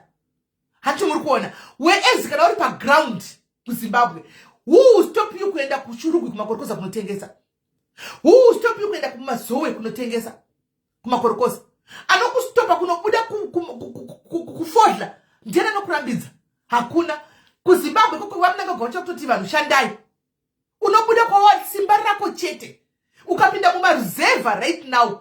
Mumareserva kubuda kuti ndakupinda kubinga kufish uku woenda nezvinhu nemafuta nechichi uchinotinisa nefish uchiapa mafuta ekubikisa nokuti kune kustori ndai koko kunana binga mukatikati kwa bhutsu kwakitseya tota uko. Handimona uchinochinjisa ikoko yakuya nemafuta uchitora fish dzenza ukapinda dzomutauri husavi iko zvinezvi unoonekwa neatanga because no husavi wakachipa kuZimbabwe. Vana matemba fish zviri kudo zvikurarama nevanhu vakawanda kuZimbabwe. Hustling pays guys. Mune fear of the unknown. Kuti majara kumuka makuseri mchidya acha. Majara kumuka makuseri mchiti slice yepoloni i1 rand. 1 rand unorinonga ku South Africa. Kutara chokwadi unononga masimakweli South Africa. Ani mashona. But ukaona muna chitadza andina kana randi uya ndishawa 12 rand. 12 rand kuti aende ku peace job aishaya. Saka guys sometimes you should consider. Kutaura chokwadi you should consider. You don't need a lot of money kuti unotanga kuti uende kuZimbabwe ndakuda kusaba chinhu chakadai. So no, you don't have to have a lot of money. Ukaenda kuZimbabwe une hembe dzako dzawakatenga dzakanaka kunosarudza. You don't need kutanga kutanzi vandione chichena. No, unobvisa pahembe dzako dzenza waitika kuisa imadhenda akachipa kako. Ipapo wotorita hembe bag dzakanaka dzedza wombopinda uchinotengesa uone kuti Mwari avavhurirere. Patinochema guys, pamuri kuchema pachiti Mwari ndioneiwo, Mwari ndirangarireiwo, Mwari vanokurangarira uchita something. Haugoni kumuka mangwana uchimuka uchiona pane bag remari riri pasaidha pati Mwari vakurangarira. Andimona apana chanokwanisa kuti umukochi asi ukachema kuti Mwari honai ndiri kutengesa madhenda angu aya ndiri kuda kuti tikwanise kuti tidai muropafadza pa Mwari anotenga alokola. Yeah, it's smelly hand. That's another drama cause was a value disturb. But the number kumbo focus on SAT one sana kureshitanga bataurako.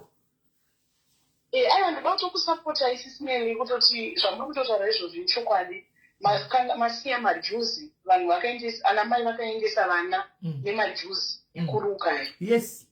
Kuenda kunohodha fish. Kuenda kumasasa kwangu kwaitengeswa maspaghetti vanhu takaita mari.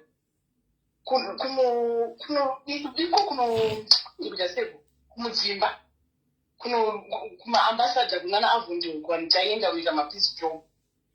Pandakaenda kuZimbabwe 2023 ndakaendesa zvinhu zvababa vangu kuMalawi vakashaya saka ndakaendesa hembe kuhama dzavo. Mozvati unenge uchitaura nevanhu mumabhazi soka ndainzwa ropa rangu kufamba so inasikana tikutsvagei kuno vanhu uchisonoti opportunity dziripo ukabhazi kumozambiki kwekwe kunokunohodhwa beans unoita kunge uchacheza nemboita zviri kuhodha. I know kuti it's not easy maybe kana uri paground but zvekuita zvakawanda ukaendesa zvinhu nebhazi zvinonotengeswa uko zvohodheswa uchienda kuMalawi. Then vanodzoka futi nezvimwe zvinhu zvako uchibhadhara autoneedha iwo mari basi unongopa madhiraivha yamakonductor aya anyasoziva kuti zvinonzi chii. Mari yakangopusa yaya vanhu vari kurarama. Ukaona vana vari kuenda kumaboarding school ekuZimbabwe vanoita mari akuita ma700 1000 mheno mari dzacho dzakawandisa but hapana noenda kubasa vanohasira vana vanenge vakachena vanenge vane maifomu ese kuti vanhu ava vari kuona upi mari kungoda ngoikarijira vamwe zvavo kuti zvinhu zvinogona kuita kuZimbabwe. Thank you very much, Kola Maita Basa. Thank you very much for the contribution as well. Right. Anti Murukunzwa. So, so guys, izvozvi right now anditika Mozambique chitanga ndakambokudzai ndikusimbisa izvakare ndaisimuka kugweru ndaitozikama mubhazi raizichiko bhazi rataifamba naro because taito raifamba nema Wednesdays anomaona chete taito every Wednesday every week ndaenda kuMozambique taenda nemasamba makambachani anonzi makambachani mastela tiyaya masamba estela yaya ndisingazithi kuita kwa kuna masamba ere kana kuti kudi alizivi taita kuti tikapinda muspa waidatozikamwa mashopu ekugweri kuti musikana uya ndaiti kune masamba mangani maboksi ndotuta ose masamba mnana mupime se mushopu mnyamya ndotuta masamba ese ndichipinda nezvimatatu mastela tiyaya nematanga ndati ndichitora ose anomaona ndotuta uchisvika kuMozambique bhazi rakati ndanda nemasamba uchisvika vaingabva kuMaputo taenda pachikwalakwala padhusapo tasingaende kure taenda pachikwalakwala pa vachibva kuMaputo kovaitouyawo netrain yaibva kuMaputo tichisvika makuseni atika nebhasani vakatomirira vavatamba kuti uchingoti makambachani munhu wanenge yachihodhawo makambachani osaya masamba ane masteri milk ayaya anomaona wobva wapiwa mari yako taienda ne5 liters yemvura guys chigubhu bhazi rese mudzimai usanenge ne 5 liters yemvura because pachikwalakwala pasango panga pasina kana matepe pasina kana chipa pasina kana toilet kana chi andika saka makusenta ivata panze ipa kunopisa taingovata pamamaketi ipapo panze ipapo unokuenda nesleeping bag yako wongotopinda sleeping bag wovata makusenseni kuma3 momuka madzimai nemazi5 litaya moenda kunogeza fishi dzenyuko moenda kunogeza fishi dzenyu nokuchinja mabhurugu andika hauriwa achino kuti hakuna mvura 5 litaya unobva kumusha ndoya unogeza kusvika wadzokera because taikuita 2 days chete anomaona motenga kune vatoriwo nevanogarira vanobika masadza ipapo pamamaketi ipapo anomaona guys kwatakavhana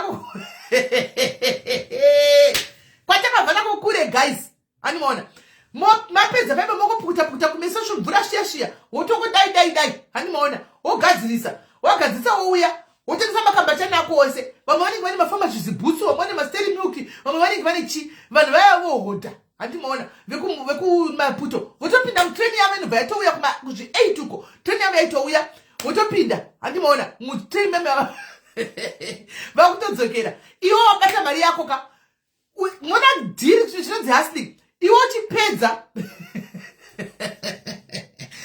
uchipedza atika uchipiwa mari yako haudzokeri nemari kuZimbabwe no pane vakati vakutengesa masabau ebrown pamaketi kapo vakutovhura musika yavo avo vekumozambique vakutodzokera vekumaputo vatotora masamba avo nemasiteri avo nebhuzi dzavo dzekubhata mauchi zvese vakudzokera nematoma avo masipo dzechabu vakudzokera. Iwewe mari yaya watengesa yaya wakutoenda pamaketi papo wakutenga masaga eraisi. Raisi iri raiuya in different colors. Kwaive nesaga reyellow, kwaive nesaga reblue, kwaive nesaga rewhite. Saka saga reblue ndo raidiwa nevanhu stereki. Wotohodha masaga ako eraisi. Kana 6 masaga ako eraisi. Woenda chisimbo chainzi chebrown chainzi zabauso chitukutukuso chaipupuma zvokuti. Animona, chaipupuma zvokuti. Wototenga zvimakadhibhokisi zvemasabau kana 10 zvibhokisi zviya. Handika wobvapo woenda kumazitye kune vakutovhura mazitye mabhero aya ane mazita kaita ndisingazivi zvaizvozvi asi aive nemazita. Kwaive nebhero rainzi shumba, kwaive nebhero rainzi ainga nemazita akasiyana-siyana. Handika but shumba iri ranga riri zvinhu zvevana rainya kufamba. Handiona so raivewo nemari yakati woenda wotenga mabhero ako. Handimaona watenga manje nhamo hausati wapedza nenhamo ka immigration inenge yakumirirawo inogona kumirirai musango. Saka its either moita madhiri ekuti pane magumaguma akatomirirawo kusimagula zvokuti bhazi rezololodhera zvinhu izvi kumberi mapinda nemusango. Handimaona panosika mati immigration inomira pakati vanenge vadarika ivo vanopinda nedzadza dzemusango vonolodhikwa kumberi. Handimaona asi vakazenge vakuziva vakunomira kurodhi kumain road chaivo chekumwenezuku kunonzi kwende kunonziko paunobudira uchipinda nekuchikola unopinda neindustry road nerodhi yekumasvingo unopinda neindustry road kuleft kwakoko handichazviti idzi iko kuya. Handimaona vakazenge voziva vonomira murodhi chaikusi zvinoita zvaizvo zvisimura iko zvinezvi. Handimaona asi pamwe pacho waiwina pamwe pacho wairusa guys. Kwava kuri kurarama kwandakamboita muya ndaitozikamo ndaitori nesiti rangu ndatozikamo kuti siti reuya riripo siti rake ririko ndaive nesiti rangu ndatozikamo imuya mubhazi muya ndopataita taifamba tichiimba kagais mubhazi aripo here vanhu aida kumozambiki nenapa pamwe handichakuzivi pamwe handichazivana pamuripo pandikanga mwawo. Animona taibva tainda tichiimba mubhazi varume nevakadzi munhu aingosimuka ndopedaimba kakuti uyauone makudo nesoko dzine mimba dziri kutamba ndire pamusoro pemba mwanangu dzoka pfumba amai vari kuchema iwe dzoka mubhazi tichiti rainakidza bhazi tichitamba tichiimba kusvika tataziva kuti mbonda svika sei. Taizongoda tasvika kubhodha kuya kumapolisiya kuya kumozambiki kumapolisiya kuti tasvika pabhodha kuona takanzi polisiya. Handimaona wozva kuti tasvika bhazi maifaya tomira kunonzi kuya kuboli kwanzi kuboli murodhimu kuboli kune kwainzi kuboli so kwaitengeswa nenyama yembudzi. Guys wachitorachaoti bhazi ranoka ndasi kusvika paboli because paboliwo vaita mari. Nda kuti mona kuti Zimbabwe it's a world of hustling. Handimaona Zimbabwe. Hi Bruno mwanangu, how are you? Baizi page nyuanda Bruno mfollowe. Tichishika paboli mapaya kune kunonzi kuboli so musango so vekuboliwo vanenge vaitota zvemasadza vanenge vakamona matumbu embudzi ayaya vakambamondedza matumbu embudzi nesadza chichizira uri chipisa raitopfungaira senge rodhiwa nemadhumbe riya mafani madhumbe kutosvika toti raini avanenge vakati madzimai akawanda so mwene wacho zati ndotenga kuna mai nhingi. Handiona indaenda kune chimai changu ndosvika ndoda chidza changu chehuku handika huku dzechibhoi dzedze vaitawo mari nesu nebhasi muya mubhasi muya voti sadza ropera kuti sadza rapera. Handimaona sadza rapera vaitawo mari yavo vaya topinda mubhasi tomwa makokokora edu namafanda edu namabhotoro aya toinda. Handimaona tichinda kumozambiki kokoko handimazviona so zvinhu zvokuti taiita panguva iyoyo handisati hustling ina hundiudzi nezvehustling zvokuti nditotoona moti nditotaura kuti vanhu vedu vanhu vanotofura funga kuti hameno shuwa rikatingosiya ini I take the challenge as it comes. Kungoti vanhu they don't understand me, they don't know me. Tiri kuSouth Africa uko guys I was a hustler. Ndakakudza ina ndiri hustler. Ndakapinda muzvikoro. You know me man guys, you know me. Ndichakanda ma pictures up.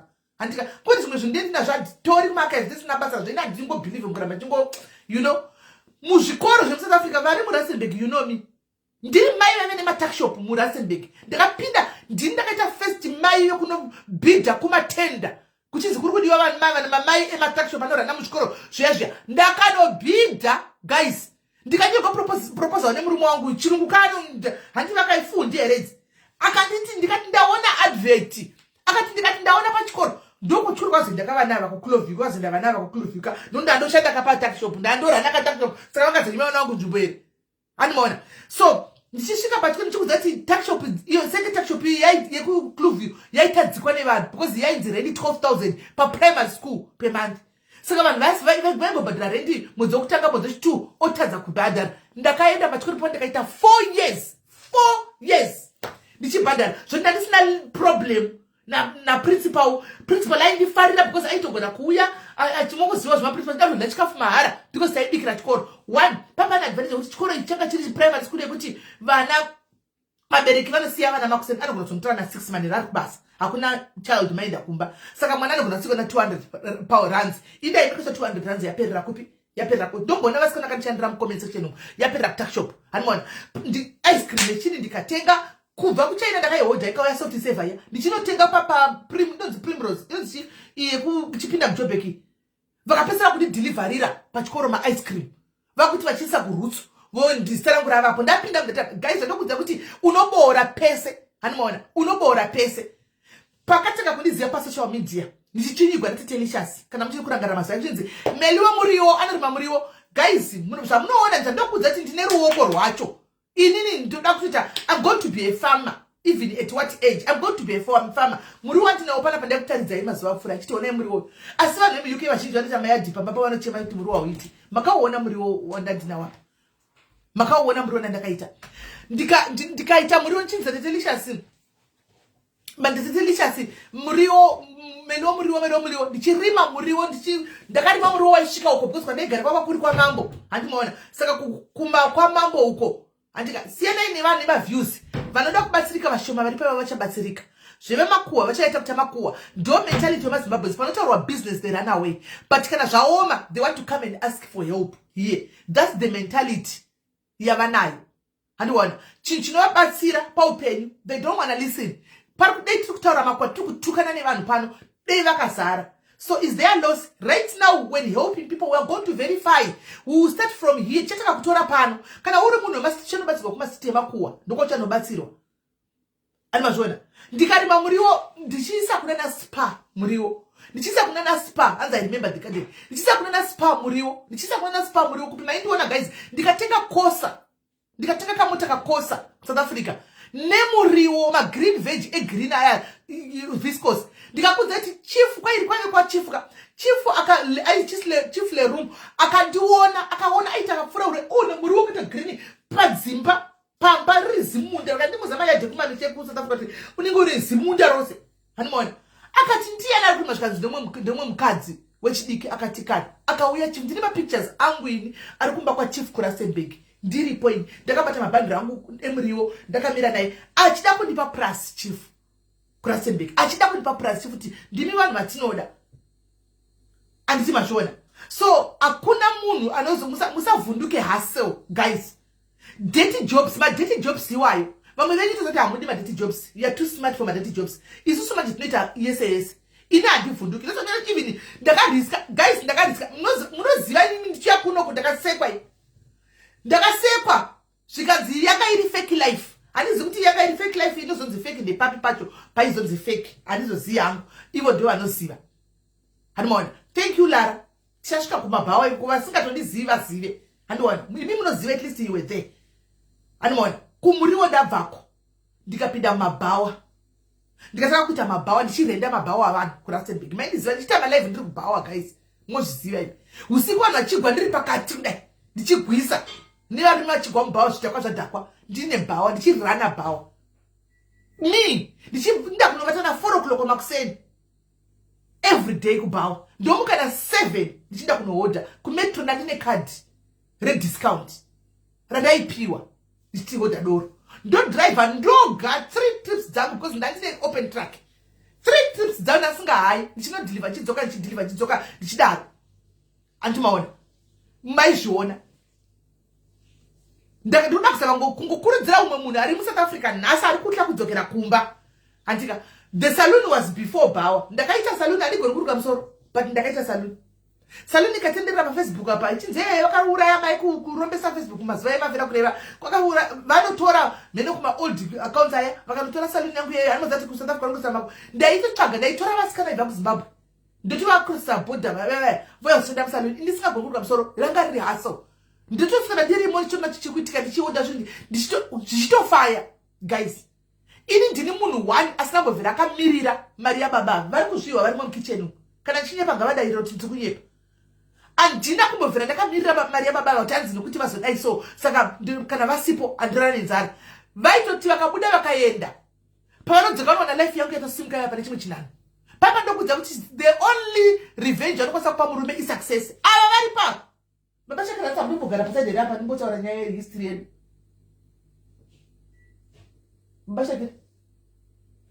bashake amdimbogara pasaideri amuoneke timbotaura history yedu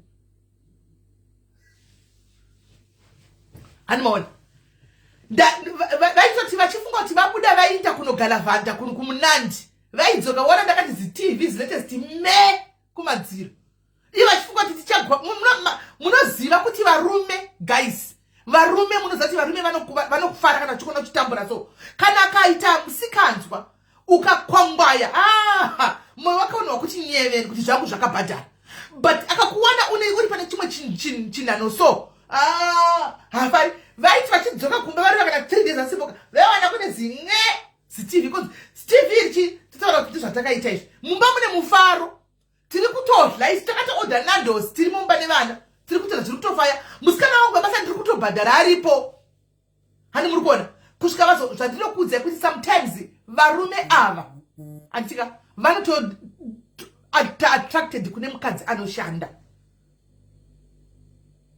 vatiti attracted kune vakadzi vanoshanda because anenge achiziva kuti ndinotojegiwa ende anoziva chero ndikaenda ndakadini irigi ndakuenda ndoona rakachitorarama rakatomira riripo andimaona ndo pandaipinda vachitya kuti kunovata bhawa ini ndainovachako kubhawa ikoko ndirimo mubhawa ndichitengesa usiku hwese nevasikana vangu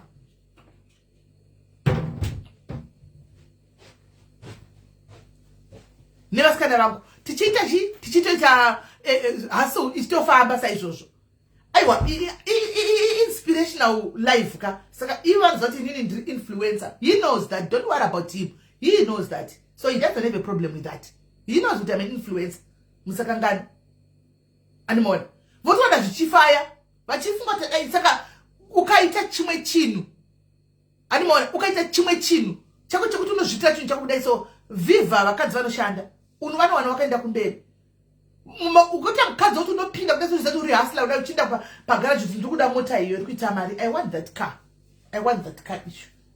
Murume anosvika pakutozokupa kadhi rake kuti chigara inaro nokuti akutoda kuti iwoka uri kuita guys kune vanozambudza time yaya ndaiverenga mari ndaita kugara pasi ndichita kupeka mamonaki nanezvi mamonaki zvangu so nesichona kuti akatikazohombera vene mavhiri raizara ma5 rands matupa ndichimapeka ine mamudhamu dzisipeka mari kai dzekusouth Africa nedzema ice cream nemaswitsi chete hani maona chete. So I'm surprised nasi ndichinobhidha mumatenda nchi guys pandakapinda ndapo pakawandisa ini pakawandisa kuchikoro machips taimukira kuseni unobikira chikafu chevana vese mapanoti vanga chiprimary kawandisa hauvapedzi ndikatora ndikavhura chimwe kumuritingi koma ndikaita matachop kuti ndadomanya pakati kudai ndichinjeza kudai nematachop ndichiziva kuti kundikuona mari yakati kundikuona mari yakati ichipinda mari muri kunzwa ndigere kumba zvichifaya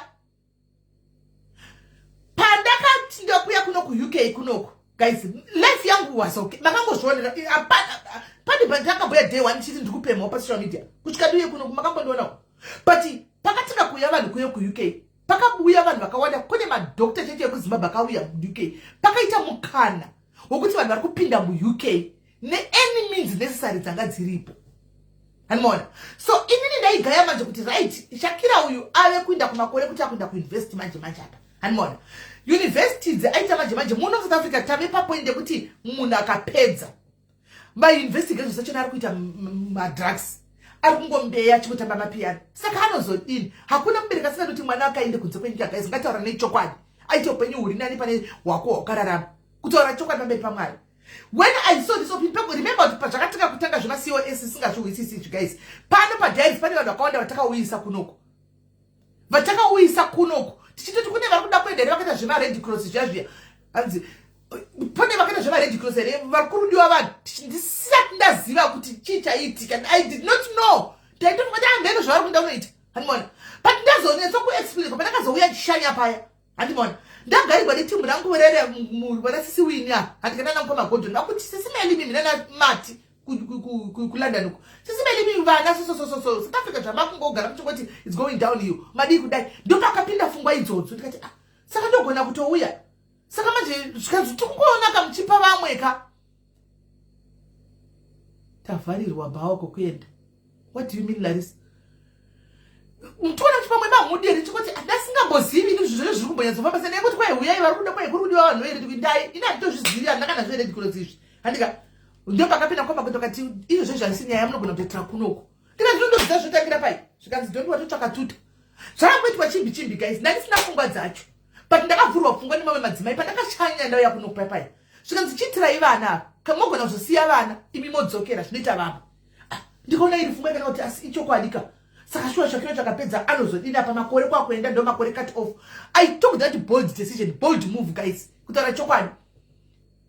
I took mukaniseka vazhinji venyu muri mucomment section mukaniseka mukati vanga vachirarama fake life vanga vachitambura zvinhu zvavaomera. Remember murume wangu was still going to work, I was still hustling.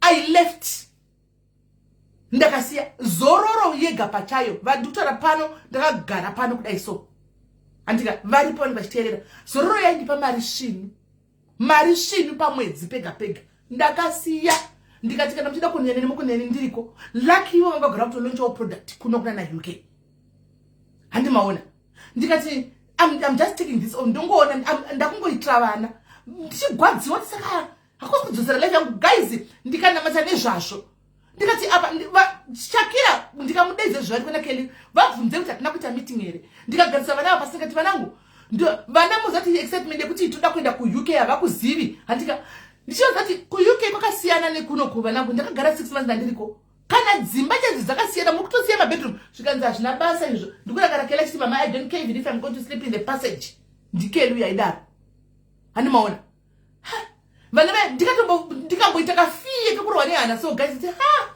ndogona kukanganisa upenyu hwevanhu handimaona upenyu hwemurume nechii ndafunga kuti handichakwanisa hachadi kuenda ndibonza ndiri undecided handimaona vana ava vakandichemera pisino yakuseri vakandichemera vana ava vakati mama vatondifundungwarira ndikati alright ndikanditora kosi handina kunetsa kundiwana tine pane masisters atinawo pana akangagara chingofolowa vane makambani avo handitika so a sister was just approached divine kama godo kuti tipeka siwa esika muda kupanga simeli kaza simeli ndo vapa simeli ndoto vapa ndo mapura ndakarita rakazengero nyepe wa ndizo ndakapona na anzani na KC rakabva pano pa diaries pano pane certain lady pano who's watching this live, she's in the comment section, I saw it akati was simeli I'll give her zvakanakisa zvikanzira zvikanzi hanzi are they allowed to stay permanently where aiwaka. Remember, patakauya munhu vanhu vakawanda vekuAfrica vakanga vari madoctor, manesi, maticha, zvinhu zvanga vekuAfrica mukana wokuti muEurope vanhu vakawanda vakati HR vakareason. Ndakauya kuno kuininika nemunhu angari HR pabasa anonzi mukadzi anonzi Lucy angari HR pabasa pachana murume wangu kumaini kwachana murume wangu akatopinda muno izvo zvindikeya asi angari HR angari HR munhu makapinda type dzevanhu vese muno kana manesi izvo zvimakeyara angari manesi kuZimbabwe makeyara muno because wanga uri mukana wokuti vanhu vakwanisa kudi kupinda vanhu vachiti tikapinda tozonoona yekutamba takumberi because remember government yaiti pa 5 years dzikakwana mobva mapiwa ma indefinite yamuri kuda kunetsa mazvane vanhu vopiwa ma indefinite handika vapiwa ma indefinite then isusu ini plan yangu was indefinite yaikaita me I will go what Shakira ningave nezvi 20 something vanosara zve achinda ku university maharaka indo tichidzokera kune mudharangu kuAfrica ka hanimona ivo osara. That was my plan. Ndosa mchikuza kuti izvo zvifuti zvachinja munati government yachinja mutemo yakutora tanzi 10 to 15 years of which 10 to 15 years honestly speaking me and my husband with our ages we cannot, so we had to resort to plan B because vakangochinja just like that. Anmona inini tatine plan yenda toronga kuti plan yakadai so makato zvori murume wangu mimi akaita last kuya akatombotanga toti imboindai ndimboona kuti aufa akasara chandira notice akatozotevera kuti mai ndogara kuno muri yaenda rikantevere muri hanimona akati I hope you are doing the right thing guys. Chakadipa shungu dzekunamata ndakanga pa shungu dzekunamata because ndakanga ndichisekwa pasio media uchinzi kusisa murume basa kumai kutayo kuzita care murume wangu ainza nosvikachenda mozviziva ini akabedwa kunza nosvikachita care kunoko mozviziva ini wacho ndakanza ndimugari muno guys munozviziva hapana chanditukudza chinyuwani hanimona ndikapinda pamunamato ndikati Mwari handina murume akaenda kuchikora anosvikoita keara. It's a lie. It's a lie. Ndakaita declaration yangu naMwari. Ndikati Mwari muri kuona vanhu vari kutaura vari kuseka vesana.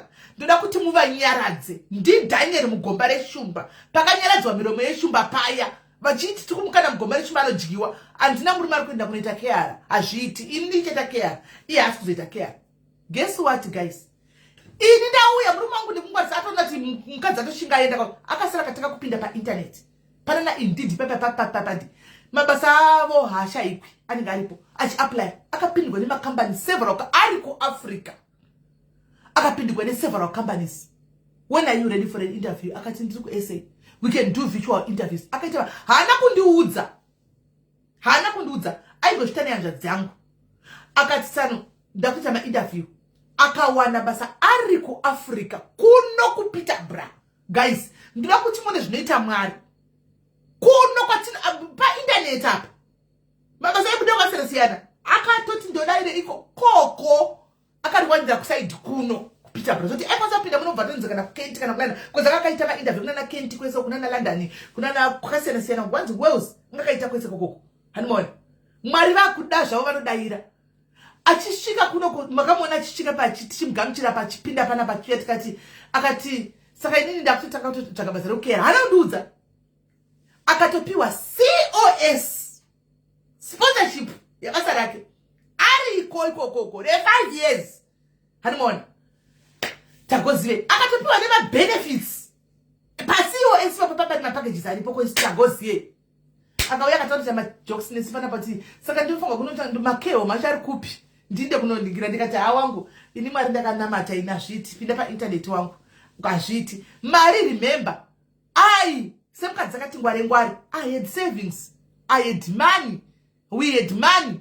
Hanimona so ndina tichiro patakauya hazvina mbontora time kuti vana vasettle kana tisettle handisi kutaura kuti ndimundibatise guys ndikutira kuinspire umwe munhu nhasi andika tisatapinda kumujolo because tiripo hedu kotomanyire mangwana ndiripo hanimona ndizoenda basa manero saka ndinonga ndakavatanga ndikutira kuinspire umwe munhu kuti munyatsokuona kuti vanhu vanoseka Mwari anokuti musatye kusekwa musatye machallenges musatye anything ndikuda kuzama kuti musunguke mite chigida gore kuti challenge iri kuya zvakakuomera paSA ipapo handika chingozvidza kuti ndasinga kutosunguka me am going home ndomutangira ipapo hanimona tikaita ndofunga vhiki akanyarara zvake achingoti painternet laptop yake chingoti palaptop uri kutsvaga is there chingoti mainterview ndiri kusekiwa mainterview sekiwa day rimwe rakadzwa ndichinamata ndofa akabatikana usiku ndamuka ndichinamata kuma-12 ndobva ati arega ndodzoka chokwadi ndobva azonditi mai mwana ndine basa ini kudhara nditotanga musi wakati ndikati basa svika ndikatopiwa saka it's up to you kuti mouya here kuCOS kati mogara kwamuri kuCS kana kwandiri because kune mari inobhadhakwa yema-health charges and what not the company pays for that hanimona tikati you don't say akutanga kubudisa ma-emails mapepa ese akati nditoenda noona company nemusi Wednesday I think it was on a Saturday ndikuenda neWednesday nditotsvaga vakatonipa madirection everything nditoenda noona kuti ndikati ina ndambozvipiri vakati Mwari is it real Mwari mabva matipindura fast kudai kana Wednesday chisvika akati ndikutoenda akaita zvekutouyaya Uber akaita zveuber akatoenda achinda kwega kuma-9 akatoenda I think kuma-8 kuma-9 achitondifondera kuti zvangu zvaita ini ndatopinda bhoma chena saka ndapiwa option yekuti it's either I can go to Germany if I want kana kuNetherlands here kana to stay in the UK kwese kwaita maposition ikoko so for now I said I would rather be here because the family kuti tichinje futi vana vachangopinda so hazvisi kuita zvakaita guys atouya nemakuturuzi dzekubasa tovene imi guys ndakauya ndikati Mwari ndinokutendai Mwari ndinokukudzai Mwari ndinokurumidzai ndakadonha pasine kunamata ndikati Mwari vavengi vangu makakurumidza kundiseka so yanga isati yabuda zvayo makakurumidza kundiseka mukati muhada ndakaenda kuChristmas party guys last of last time makaona we were the only blacks pakambani nanhasi he is the only black person hakuna umwe munhu mutema kambani yese hakuna mumwe munhu mutema hakuna kune of course kune ma-South Africans wavarungu vakabva South Africa kudhara but ndiye black tatiri 2 musiya makazvionera in me and hey tiri 2 tichitawo zvevarungu imomo hakuna mumwe munhu mutema arimo asi kwakanzi hazviiti kuti apinde kune trade hit hakuna isatofunga kuti zviri impossible kuti munhu awane basa hazvi you know so hautye kusekwa ndosaka muchizvishara kuti izvozvo chero ndikada kuti ndodzokera kumba ndinodzokera kune vaiti imi munoti vandidzokerai kuAfrica imi makaenda kuUK guys ndakanga ndaona mukana imi ndiye makauwanawo mukana panguva iyoyo mungade makapinda nemukana iwoyo handika hamuna kunge mauwana mukana inda ndauya mukana ndichifunga Shakira ndiyo ndaifunga kuti at least Shakira chona keliva nitawo life iri better than ndakaita but tashika munomu guys yachinja government is not talking about 10 to 15 me and my husband itabe kuti vange takudya my benefits takudya retirement iyo ndichimuka makuseni ndichitogara pama live nemi ndichikweshana na nhova ndichinodzidzira kweshana na nhova guys hanimona ndichiameno kuti ndichachaira kuSA kana kuti kuZimu it's now up to me hanimona ndosaka muthu ndichitaura kuti hatisina choice ka mwana kutoenda kwakutoenda kuuniversity we are now going to pay obviously hapasina shortcut because isiyo yedu zvokuchamirira 10 15 hatingazvikwanisi handika so in the next few coming years obviously inenge yako ndinongooneka pano somuchona kuti guys veAfrica ndochidzoka vandakagara navo kuno UK musandikangamwe ndangochinja futi location chete hanimona asi mwana apedzawo kuchikoro kunokuwo at least akadzokera kuAfrica chero akanofunga kunotsvaga basa kune rimwe nyika achibudisa education certificate yekuUK anowana zvanoda kuita hanimona zviri kwaari vana vanenge vatori pakanaka vanenge vane mapepa ekuti vabvawo kupi vakadzidzawo kuUK andimazviona hanzi my husband makuseka my husband kumuna nditi kudi my husband hanimona saka ndozvo zvandiri kuti ndo zvinenge zviripo saka vanhu vanoseka because they don't know maplans ako aunenge unawo vanokufungira pano mumwe ndakaona kandi aifunga kuti ari kundituka akaisa komende kuti anzi imimi maityisa strike kuSA imimi muchitotyiwa muchinzi mune mari naimi guys chinguri makandizivawo kuSA makambondionawo ndichibuda ndichiti ndine mari ndine mari makambona ndaingorarama life yangu ndaingozviraramira life yangu zvirinormal asi kune vamwe vanhu vatondisa pasikero yoyoyo ine handambobvira ndakataura ndine mari niganje ndakadaiso vanhu vaingokuisa pasikero yoyo voga ine ndaingozviraramira life yangu kwandiri it was just a normal life but vanhu vaikuisa kokoko mangwana vozokudza kuti paya waizo dai waizo handitozivi kuti unenge wazotiwa itori life anengorarama ndicho ndakadzokera nhasi ndinongorarama iyo zvinhu zvanaingoona izvo zviya ndichingonotsvaga chimuda changu chisoroko chandopinda ndichiti ndakumboenda kwana comfort kana ndakuenda kupi zvindaingoita handiti munoona saka sometimes tinenge tine mapriorities paupenyu guys it's not all about showing you off there's a lot about me that you don't know zvisinei nekamera hanimona that zvisinei nekamera yesipamera zvisitombori nei nesocial media private life yangu itoriko mufunge iriko private life yangu itoriko zvokuti umwe munhu ndakaona mwachinditsadze unoda ndekueka hanzi vana meli mukurarama nemaminimum wage yes but andinambopema ka minimum wage andambopema do you know my pocket you don't know it do you know kuti pandakapinda muno mundandi how much we had in the savings do you know you don't know minimum wage yes but ndakambopemawo here kuti neviri ndipewo mari yechingwa pano neminimum wage iyoyo I'm not complaining because ndakanga ndatogara ndatouya nechinangwa chinangwa chandikutaura kuti chicharamba ndochita plan B because ina ndinatarisire kusvika 10 years zvacho ndiri munhu hangu handingazvikwanisi handika plus ine I'm a hustler by blood ndakambudza ndikati this is my first kubva ndichizvagwa this is my first job kubva ndichizvagwa ini wacho ndakatozvisurprise I surprised myself guys ndasingafungi kuti ndichatopedza ndichatogona kuudzwa instruction me ndigototeerera kunzi but here I am sometimes you unozvivhuna you humble yourself wozvideredza kudzoka pasi because you know chinangwa chako saka vaya vari kutambura vari kuSA right now chinangwa chenyu anditika munochiziva zvamunoita zvamuri kuda kuita ndimunozviziva if you look kusaidi ukanzwa mena chitaura andizivi unozoseka kumasure nameni kana ndichikutaura because andizivi zvauri kuronga andizivi zvauri kuzviitira anoona so usateerera zvotaurwa nevanhu dei ndakateerera zvotaurwa nevanhu inini kana ndakatorova same time kandazanda zvaramba gasi ndadzokera ndakasekwa ndichipinda muUK ndichisekwa ndichitigwa malive ekuti vaizama vaindigarisa pasi indosimuka voni ndichisekwa chinzi ngaabude mabhazi aziva bhazi just emiye bhazi ndaizvifambira nemotokari dzangu ndonzi kwai maazivi bhazi.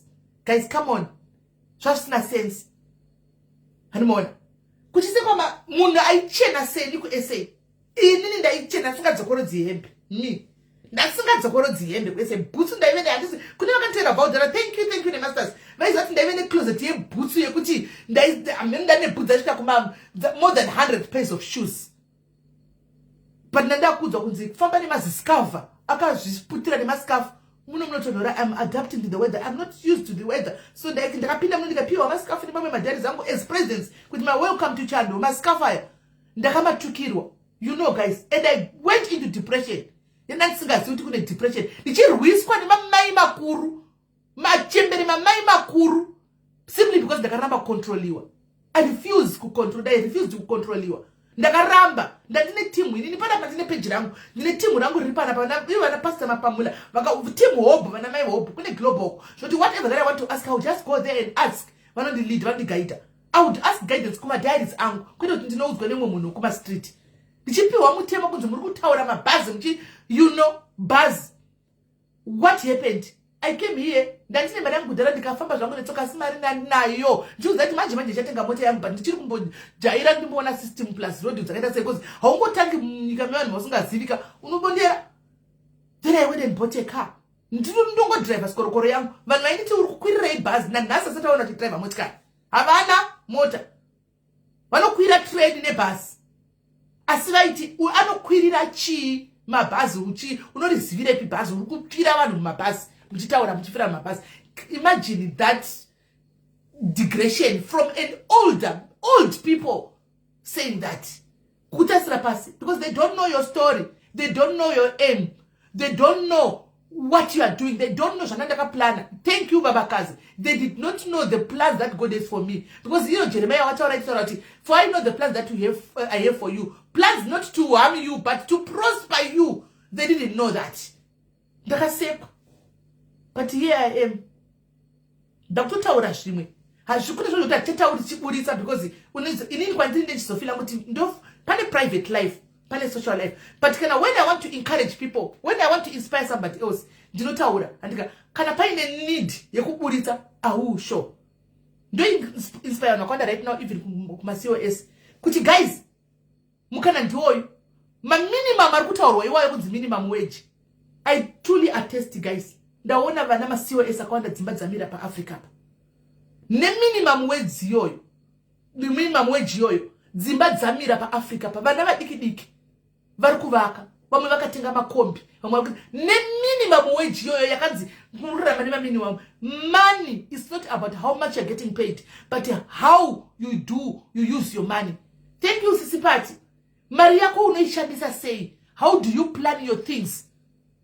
Security guard ane imba, bank manager ari kuloja because bank manager hagoni kumanager mari yake.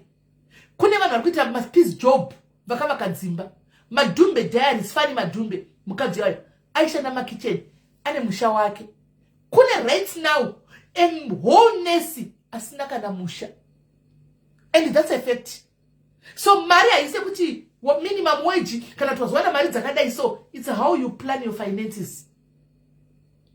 Anamukona priority yako chi? Priority yako kana iri doro unongoitawo zvedoro umwe achita zvaanenge achita.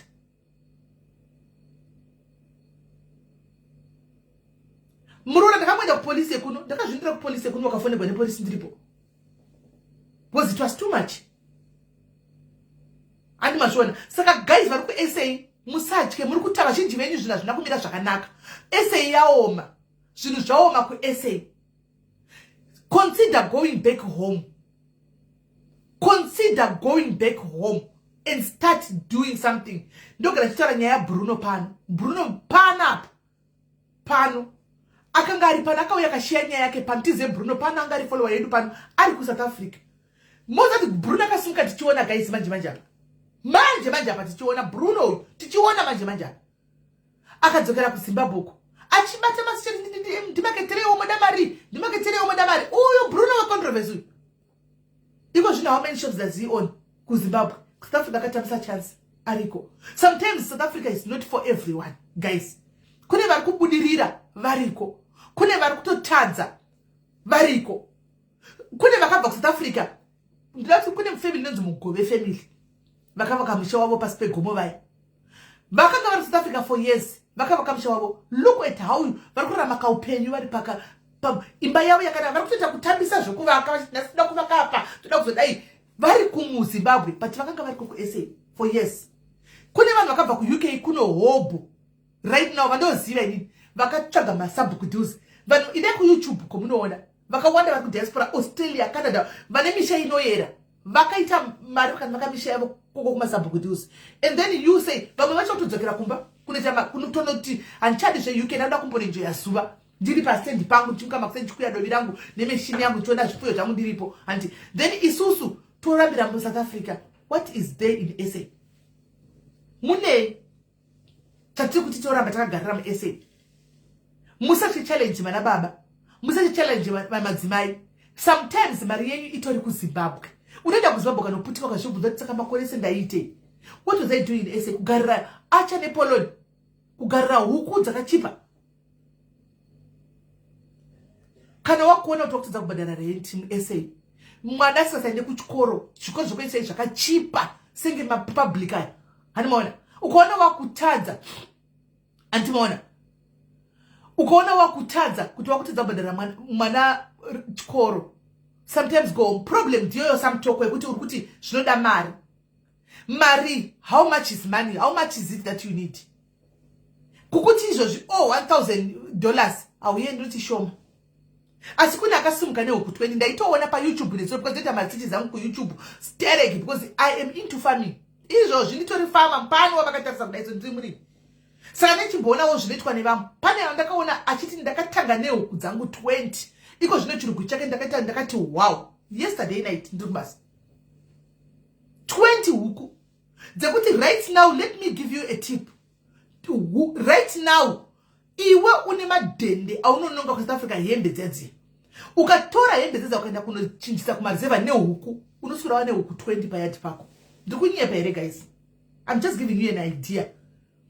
Kutora mazitye aunawo hobu. Kupinda mareserva kuti ndikuira unoenda nekeji yako. Ndauya pano ndiri kuda huku chaunotora woto unoti pahuku ngati toonesana zvakamira sei. Nokuti vanhu huku dzizere kumareserva dziri kungombeya dzizere pamba. Vanokupa huku vane huku dzavo dzinochuchunya mazai dzobudisa kana vana 12. Vanokupa huku uchita mukeji woenda nehuku dzako payadzi dzonoberekana. Wakutoita free range yehuku. Dzakutoita mazai dzakutoberekana dzakutowanda wakutotanga something ipapo. Hadzidi kufidhiwa dzinofamba dzichidya panze apa dzichiteta pasamba dzichidya.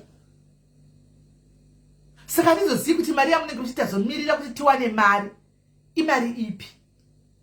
Vamwe venyu makaita macourses andika ezvebeauty nechichichichi andiona kuenda paZimba right now wosvikotsvaga kona yako kuti ndauya andika vari kuSA mune mastyles munogara muri kumberi nemastyles than vari kuZimbabwe. Mastyles anotangira paSA apinda kuZimbabwe unotori ne-advanced knowledge yezvemusoro than zviri kuZimbabwe. Wosvikotanga nekuindochisa maningi uchitanga $5 chaiyo $10 every day kuZimbabwe uchiwana $10 yako kana $5 you survive.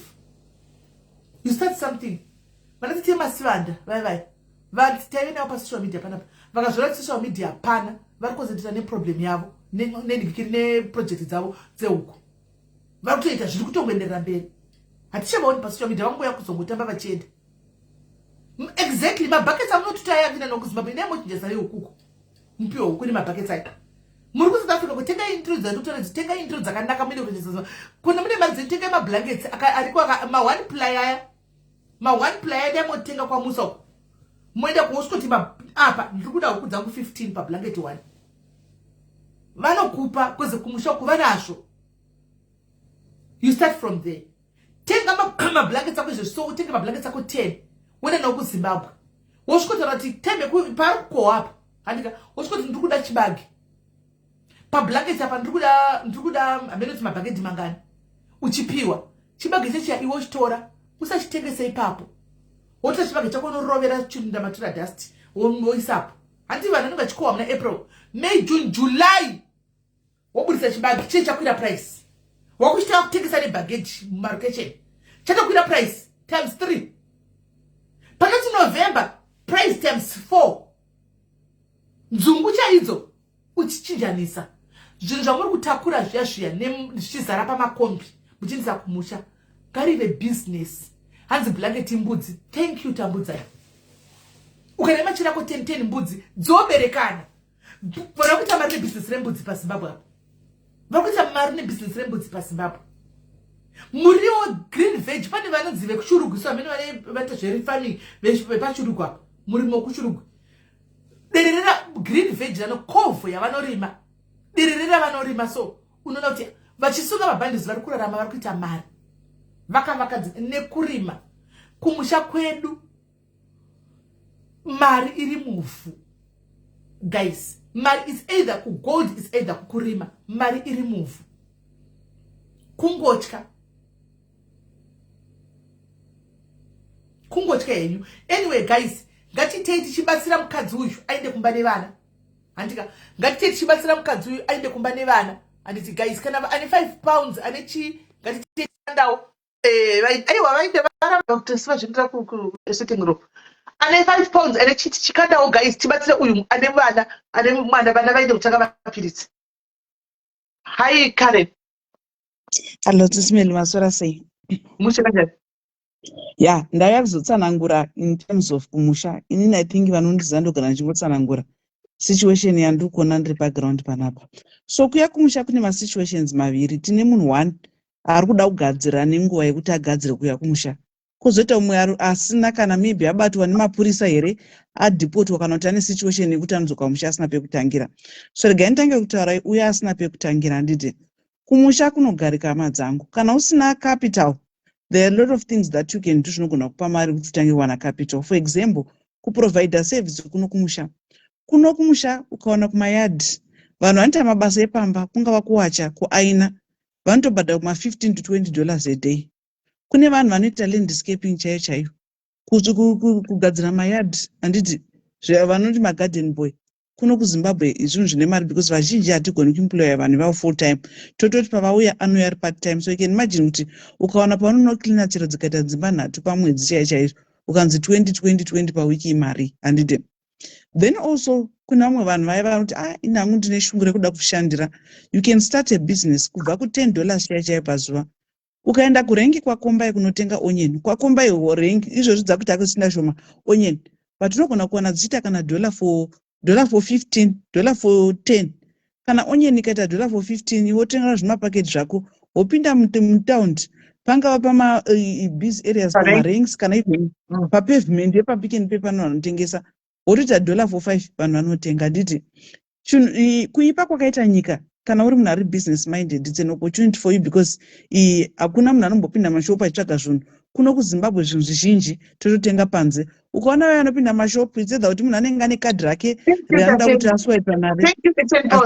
Ngatiti chikanda ka achitaura Karen ngatiti chikanda guys tibatsire musikana uyu aende kumba wemwana mwana akadefaulta guys mwana anogona kutifira ngatisei ma10 pounds tione kuti areza mari aende kumba ngatise kana 5 pounds kana 2 pounds any amount vari kuSA please tichibatsira futi akwanise kuenda kumba ngatitei taura kuKaren.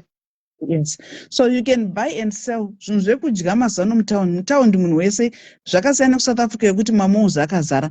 Kuno kutongomuka munhu wese akananga kutaundi. Saka nandine zvandiri kuita mutaundi handiafodi kunotenga chikafu musupermarket or murestaurant totorarama nekutenga chikafu panze. So kana uita zvechikafu we understand kuti kanzo rinenge ichinetsa but vazhinji tongotenga chikafu muroad.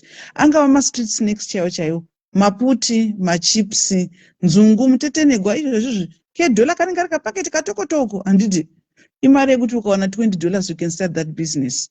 KuHarare kunohodwa ma-cellphone accessories.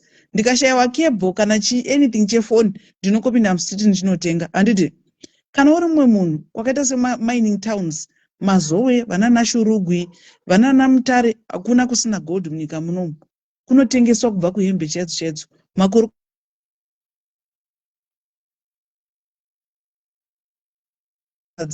huku dzekumakorokoza izvozvi vanhu vanotenga huku $6 oisa mapisi anobuda ipapo 12 kana 13 otobika sadza rake akutengesa. Makorokoza haana breakfast kana lunch anozvibikira, chikafu chese chavanoita anorarama nemurodhi, handiti? So there's a lot of things that we can do zvinotipa mari. Kana uri munhu ane kamari kake kadiki diki, kutanga huku ndisingaverengi chikwere sesimedu nezvekudyira, huku dzako $100, handiti? Huku 50 dzinoda chikafu che$100, ende pahuku dzako 50 ukazota times na 7 within 6 weeks imari. Mazai chaiwo isusu tinohodhisa mazai ne$3.50. Ukatengesa $4.5 chaiwo unenge une profit $2.50. Kana uri munhu oti handina ndapererwa, izvozvi mustreet vanhu vanotenga mvura kupick and pay inotoita $4.8. Iwe ukaenda pamabhizi areas paya pamarengi wotanga kutengesa $4.2, imari yaunenge waita profit. Chibage izvozvi zvekuchitenga murengi $4.5 kunochigocha kana kutibika $1.42, handiti? So there's a lot of things zvatinogona kuita, but vazhinji ndeyekuti tinotarisira pasi chitane kuti kumusha zvinhu zvakaoma. Handisani ndamboona munhu kuno kuZimbabwe anoti zvitaura sei ndashaya chekudya. Vashoma, because kana uri munhu ane simba haumboshaya chekuita. Vanowanzokunetseka vanhu vekuti hadi kumuka.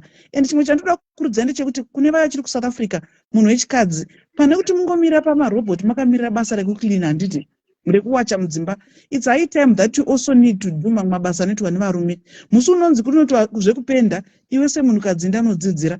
Musi unonzi kunoitwa zvekuvaka, iwe semunhukadzi ndanodzidzira. Nemhaka ndichikurudzira mabasa akadaro, because ukauya uri munhu wakaita semukadzi male dominated fields, vazhinji vanenge vachiprefera munhukadzi, handiti? Same nevarume, zvinoitwa zvemakeke, zvinoitwa zvemusoro, zvinoitwa zvemaneils, indai munodzidzira, because kuno kuZimbabwe ndo mabasa iwo apademand. Munhu wese kuno kupasirisa, kuno kunyika nzvimbo dzese vanhu vese vari kuvaka, handiti? Saka vanoda vanhu vanoita zvematiles, vada vanhu vanopenda, vanhu vanoda zvemakabinets. Ende munotora mastyles ariko kuSouth Africa iwo makabinets ari kuitwa. Uyai nawo muno muZimbabwe, munoti hamusi kuita mari here. Sisimeli musi uno ndaibvunza kuisa sliding door area remudining, sliding door aya ari kuSouth Africa. $1,200. You can imagine kuti South Africa isamene chekuti unogona kungodzidzira kuti zvinoitwa sei. Kana maybe usati wane mari ukangoona kamari kako kuti wongotanga kutora kuSouth Africa wakutodzoka wakutoita mari. So kuipa kwakaita nyika, it's also an opportunity for us to do business. Regai ndende futi kuna vanhu vakaenda kuchikoro vaya vanoti isusu hatidi mabasa anonetsa because takaenda kuchikoro. Kuno kuZimbabwe ukangoona laptop yako internet, there's a lot of things that you can do. Handiti? Social media chaicha ine zvakawanda zvinoitwa zvinobhadhara. You can do printing and typing, you can do vanotaipa maCVs. Even kana even travel agent chaicha, travel agent munhu anotanga kubhadhara. Vamwe vanhu vatoziva kuti ndege inobhukwa sei. Mabhazi muno muZimbabwe kuti Eagle Line anobhukwa sei. EkuSouth Africa vanatamuka hatozivi. It's another opportunity that inogona kukupa mari kuno kwakanga kugara kumba. Saka vedu weka ukaona uri munhu kuti kuSouth Africa una basa una mapepa, there is no need kuti ugarepo. Chinongodiwa ndechekuti iwewe uzviudze wega kuti ndinoda kuenda kumba kunoku, as long as uri munhu anosenza zvekuita wambofa wakazvishaya. Especially kana wakutadza kubhadharira mwana school fees ari kuprimary, uzive kuti panenge patoipa. Wakutadza kubhadhara rent yako, because uchabhadharirwa rent nevanhu nhasi ko next week, ku next month. Chikafu wozodi Next month unobhadharirwa nani? Aiwa, kuna South Africa kona vamwe vari paseni vari pasure. Hello. Hello, Sis Melly. Yes, Kola. Hello, Sis Melly. Yes, Kola, tikukunzwa. Yes. Ndoda kufarira topic yamaunza and kungoya. Hello, ndoda ngofarira topic yamaunza and ne-encouragement yamuri kuitira kune musikana uyu. Taurai. Hello. Tikukunzwa, taurai. All right. Ini ndoda kungopa example sanga inini panga ndichiri muZimbabwe ndakatanga business ndisina kana cent. Murume anga aenda kunze nechikoro. Ndobva ndaona kuti pana pandoita sei. Munoziva kuti ndakatanga business ndisina kana cent. Zvandakaita ndezvekuti ndakangotsvaga vanhu vangu ndikati ndine nhingirini, ndine zvinhu zvangu zvandiri kutengesa, ndine madhuve angu andiri kutengesa ari kubva kuSouth Africa. Ende mind you, madhuve aya yanga ari muZimbabwe. Ndopaiita tumidhori twetu twakanaka tumacartoon characters. ndaita izvozvo ndobva ndaudza vanhu kuti yekutanga ndeyekuti ndinokuodhera mari yandakapiwa yekunoodhesa ndo yanga iri prize, then yangu profit ndo yandaizoya ndichipiwa, ende ndakaita mari kwete zvekutamba sisimeli. Saka muZimbabwe of course tinogona kutaura zvakasiyana siyana kuti zvinhu hazvina kumira kumushe, but mari irimo muZimbabwe. Right. Marana chaiwo akuita mari. Problem yekuita marana ndeyekuti they are not honest. They are not honest. Vanotanga zvakanaka. Along the way, kana vakubata mari hombe, hamunoti vanopindwa nemweya wechii. Obvata kubvara vanhu. Ukaita an honest and reliable runner, wekuti vanoziva kuti tikaenda kuna Kiriushu, handika zvinhu zvedu zvinofamba negwara, unoita mari. You run for people unoita pajobeka pamalubvu okuti chero ndakavata ndinongorifeya vanhu kudai zvinhu zvichingo, and anomeka sure kuti zvinhu zvazvo unonyatsa kuona kuti arikuita zvaanoita. Even ini ndichitenga zvinhu izvozvi ndikutokudza kuti semunhu ave nemaplan, ndakatotanga kutotenga zvimwe zvinhu zvangu zvichida kumba, handimaona ndichitenga ndiye munhu andototuma izvozvi kusora zuro panapa ane mudziyo wandakatotenga akautakura. Ndinongoona zvasvika zvagamuchigwa zvavharirwa kumba zviriko, handi muri kuona. So zvinhu zvokuti ndinongochinatsotoona kuti ukaita honest zvinhu zvako zvinongofamba. Ibhizinesi yo. Muri kutaura shuwa sisimeli nekuti ndikakudza exactly. Belinda Chiruli chinoitika chekuti munodefenda pamwe pasingadefenda. We are talking about you, Belinda. Hold on. Okay. We are not talking about you, Belinda, because ukaona pachitaugwa chinhu chisina kunangana newe, iwe unodefenda. Chinobatana chakanangana newe wobva wadefenda. Udze kuti shoko iri ranangana newe rakubaya. Rinenge riri shoko rokuti you have to sometimes kufunga kuti zvakafanira kuenda kuchechi. Waenda kuchechi mufundisi achiparidza, wonzwa sokuti ari kundireva iye asingakuzivi, soko riri kutaura newe. Apa patisi kutaura iwewe Belinda kana kuti tatisi kureva munhu wese. Tataura kuti ukaona wakutadza kubhadhara school fees yemwana ari kuprimary, yes wakabva kuZimbabwe uchienda South Africa because kunga kwakaoma pane zvakutuma kuenda, but kwacho kwawakaenda you are now failing kubhadhara school fees yemwana weprimary, that is 40 rand kana kuti 100 rand kana kuti 500 rand per term. Wakutadza kuita izvozvo, rent chaichayo mukukwa rubhada wakutadza, then ndo vatiri kutaura kuti maybe it's time for you. It's time for you kuti ureconsider kuenda kumba, because uchibhadharirwa rent chaito kubhadharira rent 1 month wechi2 waita sei. We are talking to such kind of people. Ndo vatiri kupa mazano. Hanti iwewe kana uchiri kubhadharira vana kuchikoro Belinda, uchiri kukwanisa kubhadharira rent yako, you are okay, stay there. But remember to the challenge pano padharis kuti every day takutsvaga mari dzebhasi dzekukwidza vanhu kudzosera vanhu kumusha. Ndo vatiri kutaura ivavo. Andiona, ndo vatiri kutaura ivavo. Saka ukaona tichitaura topic yakafanana neIyi inokuti inobata vanhu vakawanda because inongori situation, but I don't know you guys. I cannot talk about you because I don't know you. But tikukurudzirana. Pamwe pacho hapadi defense mode. Pata kungodzidza kuteerera woteerera. Musi wokuti wasvika papoint yatataura iyi. Handika wobva ungoti asi kune life yakamboitwa. Handika kune life yakamboitwa. Rega ndiiona kuti ndaita sei. Chete enderera mberi kokona.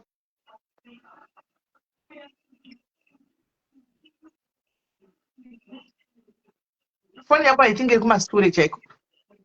Enderera mberi.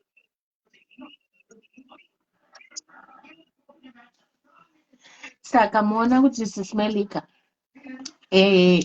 like zvandiri kutaura zvemakamfota izvi.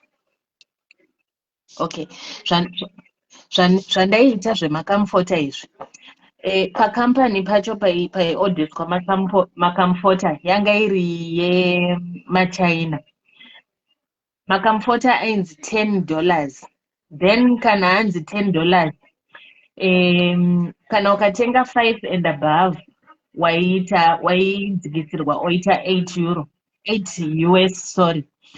Then inini ndobva ndati okay, ndaenda kutenga 555, ndaitanga ndatsvaga vanhu vangu vakakwana 5 or 10 ndono order, inini ndosweta 25.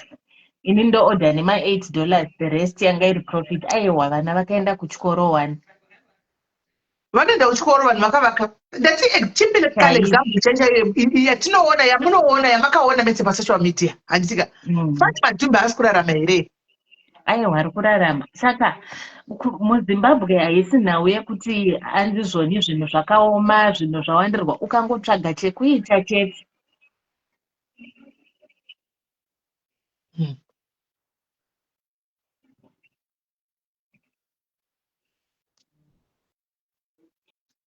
Amene zvaitika nenikiri yakola nekodhiki yakola. So inzwai munzwe guys, anditika atisi kuatakana pano kune vakafila offended. I am not attacking you guys, but tiri kuonesana because the day rauchauya tisivendenda kumusha inini handizokwanisi kusiya uchitambura uine vana. I will have to come to the public zvakati tipeme kuti uende kumba, but tichimbotaura handimaona. I am not attacking anyone. Tikuzama kuti tionesane. Handimaona. Tikuzama kuti tionesane. Ndizvatinenge tichizama tionesane tibatsirane. Kola hello. Hello, Sis Mary Murise. Mushe mshaka njani? Ndiri right. Inini ndoda kukomendawo ndakabva kumba December. Muno muSouth Africa tiri kutamba. Vanhu vavaka dzimba nekutengesa pamusika. Unonyara uchisvika une zvimazimba zvezve nezvimagrocery zvezve. Uchisvika wotambirwa zvinhu zvekudya. Uchinyatsoona kuti size dzako dzatowaka. Ugobvunza kuti ko ari kushandepi kunzi ari kutengesa musika apa. Ane kamusika kake ari kutengesa zvinonzi zvimachii zvezve zvimafiziti zvichichichichi. Watowaka tuma 2 rooms 3 rooms 4 rooms. Ngatiregedzei kufurirana. South Africa ka yangova hand and mouth. Nongochishanda sori madhumbo opuwa 4,000 rand. 2,000 iri kuenda kuchikafu. Pamwe maybe 1,000 or 1.5 uri kutumira kumba every month ndo zvatiri kuita. And then musaona kuti tichenda kumba December.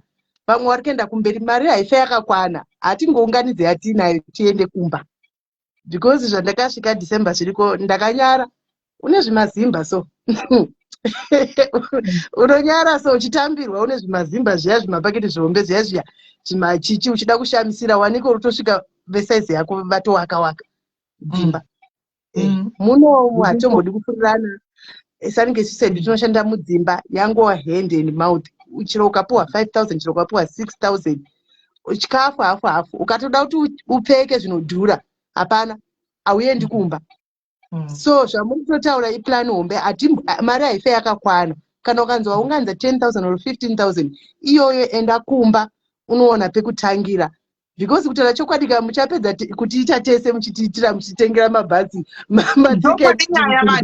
But tikataura vana vaoni the brighter side of that. And remember we are not competing. Atisi kuita competition guys. Competition angataudza pana kuti run your own race. But kubatsirana nemazano in case zvaramba kuSA, because SA was good. Kutaura chokwadi SA was good all these years. Kwanga kwakanaka. Kwanga kusina zvese izve bloodshed. Kwanga kusina zvakadhutira. Zvanga zvakanaka, you know. And then even mabasa aibatika. Kwanga kusina zvonzi mapepa chii zvanga zvakangonaka. But zvazviri kuita right now zvati chinjei. Ndandikuona. Vanhu vacho vajamuka zvangoti netsei. So takatonesane manje vamwe vanofila munesi for we are attacking them or what. Okuti panonetsa. Kana pakaipa. Mune point because chero isusu patiri panapa ka kutonyatsoona kuti apa sisimeri zvavari kutaura ka unotonyatsoona kuti apa vari kutaura inini but nenyaya yekuti unenge une pfungwa yekuti yekutonzwa ende zvamuri kutotaura zvacho ka hamusi wrong muri kutotiudza ende mutotiudza kuti titese but nenyaya yekuti munhu ane pfungwa dzakasarira ari kungotofungidza kuti maybe muri kuataka but haisi ataki iplan itori right zvokuti kana ukagara pasi uri one ka ukatoteerera mashoko anga muchitaura ka unotozvifunga kuti but sisimeri vari right. Beta yandina yacho yandakanga unganidza ka 1,000 kusvika pandoenda kumba December inenge ya 12,000 ndokunotsvaga something chekuita ndiri kumba beta kuzo because uchapedza 10 years 15 years uri muno uchaenda kumba uchingonzi rauya riri rombe beta kuenda ichiri early than kupedza makore akaona ende tichazopedza unopedzera wakunyara kuenda kumba kwacho futi usina chawinacho sika uzongopedzera ya life waungoita benzi uri muno tozopedzera tadzoka pa platform panapa takuti tikukumbira mutitengere ticket ndiende kumba. You see, so mune point kungoti vanhu hatizozvitora kufanana but point iri right zvekuti vanhu ngatishandire muita iPhone vari kufoni vari kuWhatsApp muita iPhone bijako pedzisa henyu Alright. vakutaura. Vanhu ngatishandire kuenda kumba sisimeli naiwa aya ndongoti maita basa. Thank you very much, caller. Right, kufoni hade. Hello, mothers. Hi, caller. Hello, sisimeli mamoyo. Unozva sisimeli this Friday vamwe isusu tinoshanda mabasa mairi unosvika wakuti wakutanga mukakuneta so saka live yenyu ndaida zvisingaiti sisimeli nekuti yandipa inspiration yekuti iwe nayo ausatomgoneta vanhu vari kubhandauka kunzoukuita zvinhu zvinogara zvakadaro saka ndoda kungokuti hangu thank you sisimeli idzodzi dzingatiwandi idzodzi sisimeli ngatiwande dzekutikurudzira ende like a lot of people were saying mucomment section mukuti I can listen to you all day muchitaura nyaya dzenyu munoziva mune kamwe kamutauriro kamunoita so nekamwe kamuinspira kamunoita mamini mamwe jumo motirimo takaenda tisambonete madzimai kunze uku tirambe tichingoshingira tichasvika chete. That's all I wanted to say. Thank you very much. Thank you very much. And ndichitaura kudai so guys, it's not only SA tete hanomaona but tine manhamba evanhu akawanda anouya pano ari kubva kuSA achitsvaga rubatsiro kuenda kumba. Kuna UK kunoku guys, kutaura chokwadi, ndichida kutaura chokwadi ndakamira pachokwadi chacho. Kune vanhu vari kustruggle kunoku. Kune vanhu vari kustruggle kuti ini ndinotaura nevanhu. Anotokudza sisimeli ndine 25 years ndiri kuno. I've got nothing to show. Andina chekuonesa. Andimaona chekuti ndiri kunoku. Iko kuno kwacho. Zvandakuze kuna mwa kutodzokera kumba. Andimaona. Hakuna pane pasito ndakana pekutotangira. Asarimo muEurope. Imwe vamwe muno muEurope kutaura gaiti kudza ichokwadi team.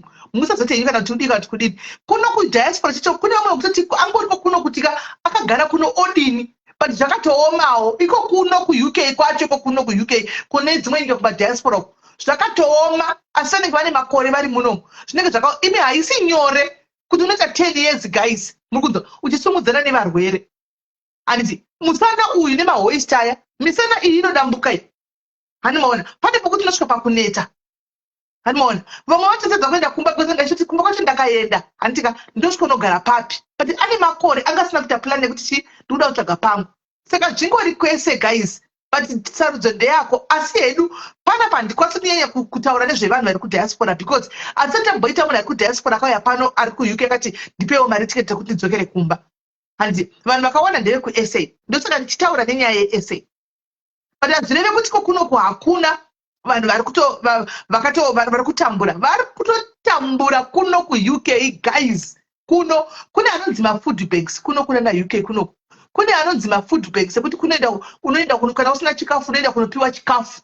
Andimaona ikoko vanokupa zvimagaba zvavo zvechirungurungu zvimagaba zvebhinzi zvimachi vanokupa chikafu ikoko zvinongo like ukapinda mumashopu ese mashopu mahombai handika ukatenga gosani rako unogona kubvisa zvimwe zvinhu zvawatenga wosiya pamadonations. Handiona zvinozoenda kumafood bank ko zvinopiwa vanhu handiti masvona. So kune vanotorera mari kunotora chikafu kumafood bank muno kune vanorera mari kunotora chikafu kumafood bank. Handichadi hangu kupa hangu example but takamboita ndofunga 1 person akamboya pana pari muno muUK.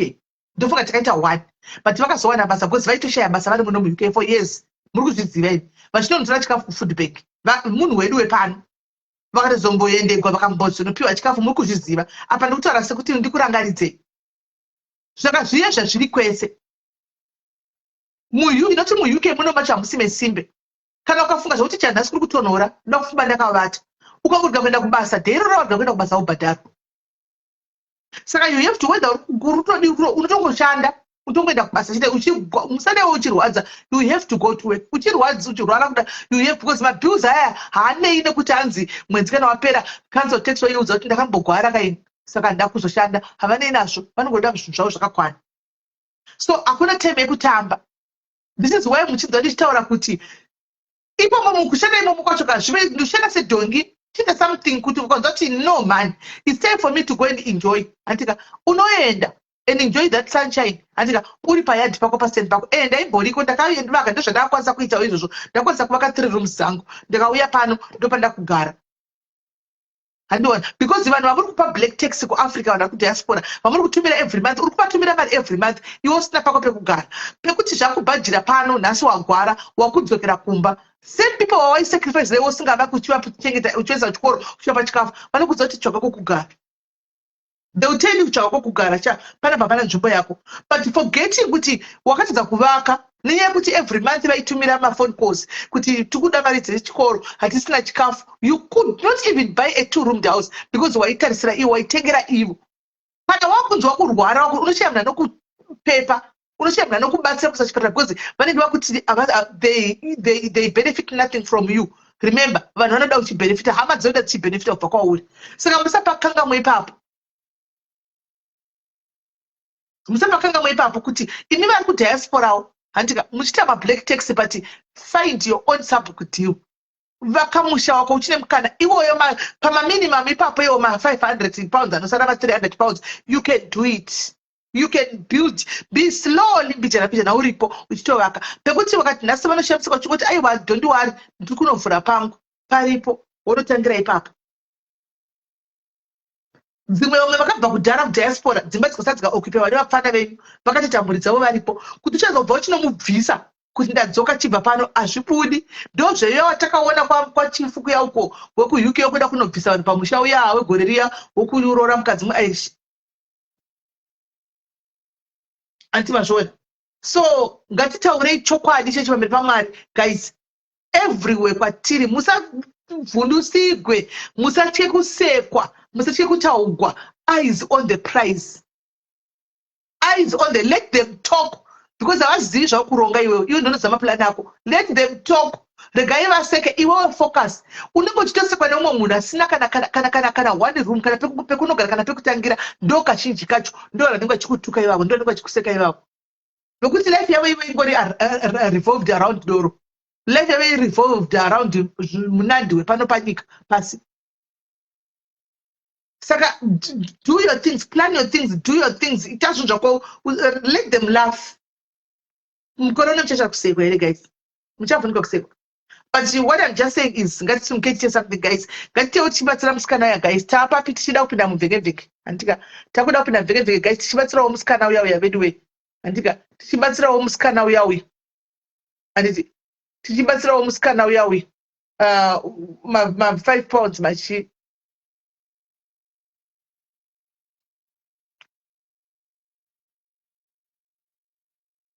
Andika atite tichikanda ma 2 pounds ma 1 pound tichienda takadaro guys, tichienda takadaro right, tichikanda uchipinda pamvenge kuti tikakwanisa kujoinidza kuti aende kumba nevana. Mwana akadefault izvozvo, mwana akadefault. Anzini ndikatadza mulife ndisina start kuZimbabwe oro kuno kuUK ndita bhenteni animona zvichabhadhara nezvemabhenteni zviya hazvibhadhari because iko zvino chero ukada kunochita bhenteni wangu handikupi mari. Ndinenge ndichiziva kuti unoda kuita bhenteni, unoda kutodla kasendika kwakandinako, ini ndichida kutoisa kutenga mbudzi yangu hazviiti, handikupi mari. Unongoya kutongoongowana chikafu ndicho unongodla, asi zvokuti kwai ndikupe mari, aiwa ndingakupi mari hazviiti, hazvigona ndingakupi mari. Right guys, handei kumvenge manje tichibatsirawo mwana uya tikandawo mbijana. Handei kumvenge timbowa guys, tadzoka pamvenge mujolo wise chii chiri kuitika. Tell us dzese guys, ndo dzamunoda. Timbofonai tinzwe kuti zvakamira sei. Thank you B. I said 10 pounds kuna kundai. Thank you B, thank you very much. Thank you. Right. Right. Inzwai ndakufarira hanzi isu taive neoption yekuenda kuUK but habvi aingozezazeza but takazoita option yekuti masavings ataive nawo it was a lot of money. Tikatenga kafamu kedu here in SA since tanga tapedza kubhadhara mortgage yemba tiri kutoita zvehuku kuno SA unotosiya zvechisaladi uchibata matosi ehuku. Iri business ravo iri, that's their business.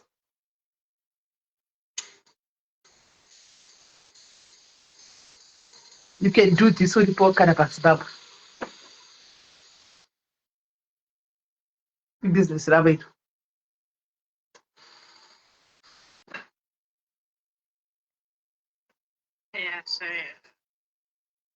Handi muri kuona ibusiness ravo iro. Handitika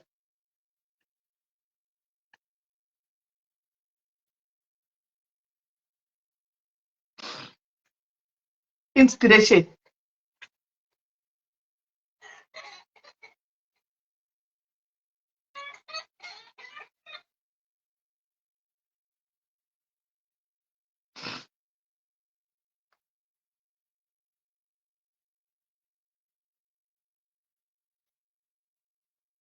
Oh yeah, ndokumbira vanhu chumbress ndokumbira upe taure na just saying taura navakoma pamusoro apo just saying vari kudawo pekuti vaise mari tibatsire musikana weku South Africa vaisi vape vari kudawo pekuti paiswe mari vane type netype wena ona idzi vane free vane type dzese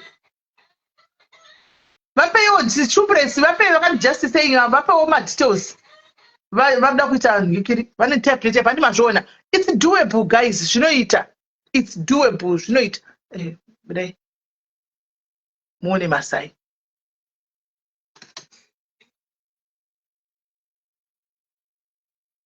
It's doable. Look at this.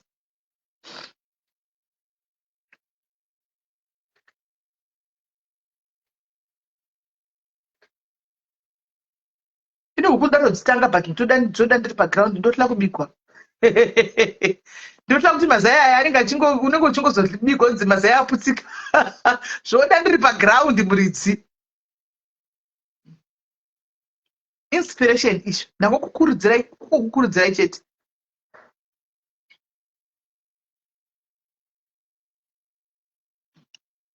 Anti muri kuona.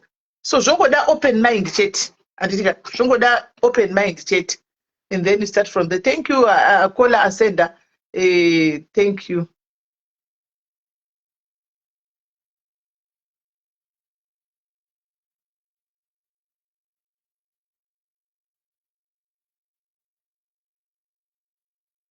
Right. Just saying you yakanzi chumbress yaiswapo just saying you yakaiswapo number right hande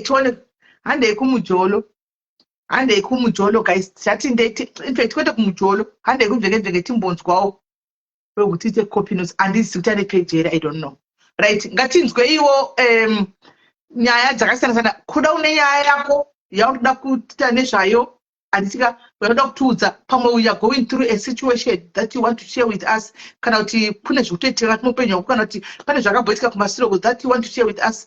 This is the time. I'm opening course for you. Pamvenge maybe ndatanga nekutaura nezvebusiness tingaita pesa nezvebusiness anoona nokuti ndodzamunoda vakuda kufona mukana ndiwoyu fonai ndikona musina kufona itotoenda kunozorora because ndatobva kubasa namba yenzorara tinozvivatira anoona anzi mamoyo asi matuma here I'm relocating to Zimini nemurume fear yekuti I'll get a job myself asi iye ane basa but fear of changing life. Thanks mamoyo.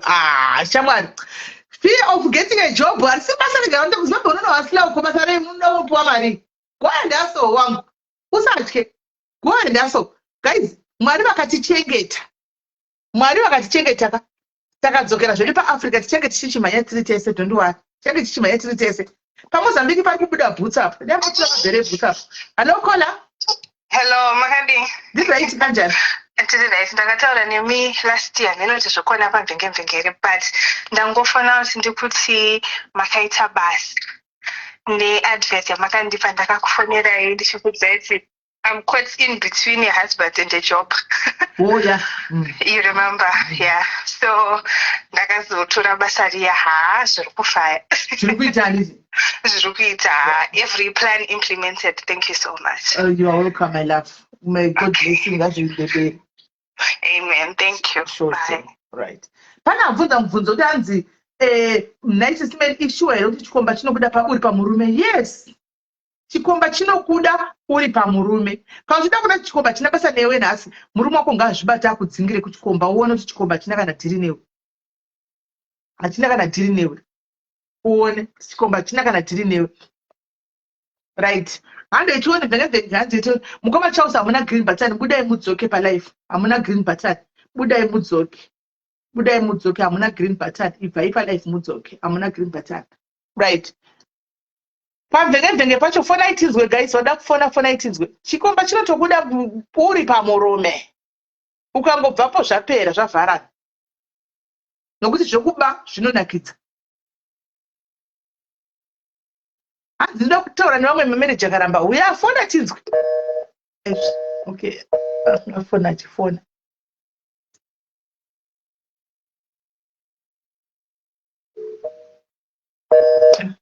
ngati chionekwa wosiya pasi. Right. Fona itinzwe.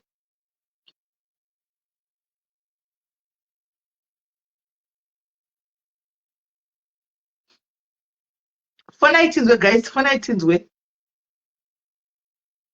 Namba yorapo yakapinwa. Number. My details guys tikadaida kana uneka $5 wosiya anzisiya murume. Batwa titoonyetsa kuona kuti ndo panotanga problem yako ipapo. Batwa. Zvakufanana kuti chimimba ukangoita nhumbu chitwa kuti mukomana nhumbu ndo panotangira problem yako ipapo.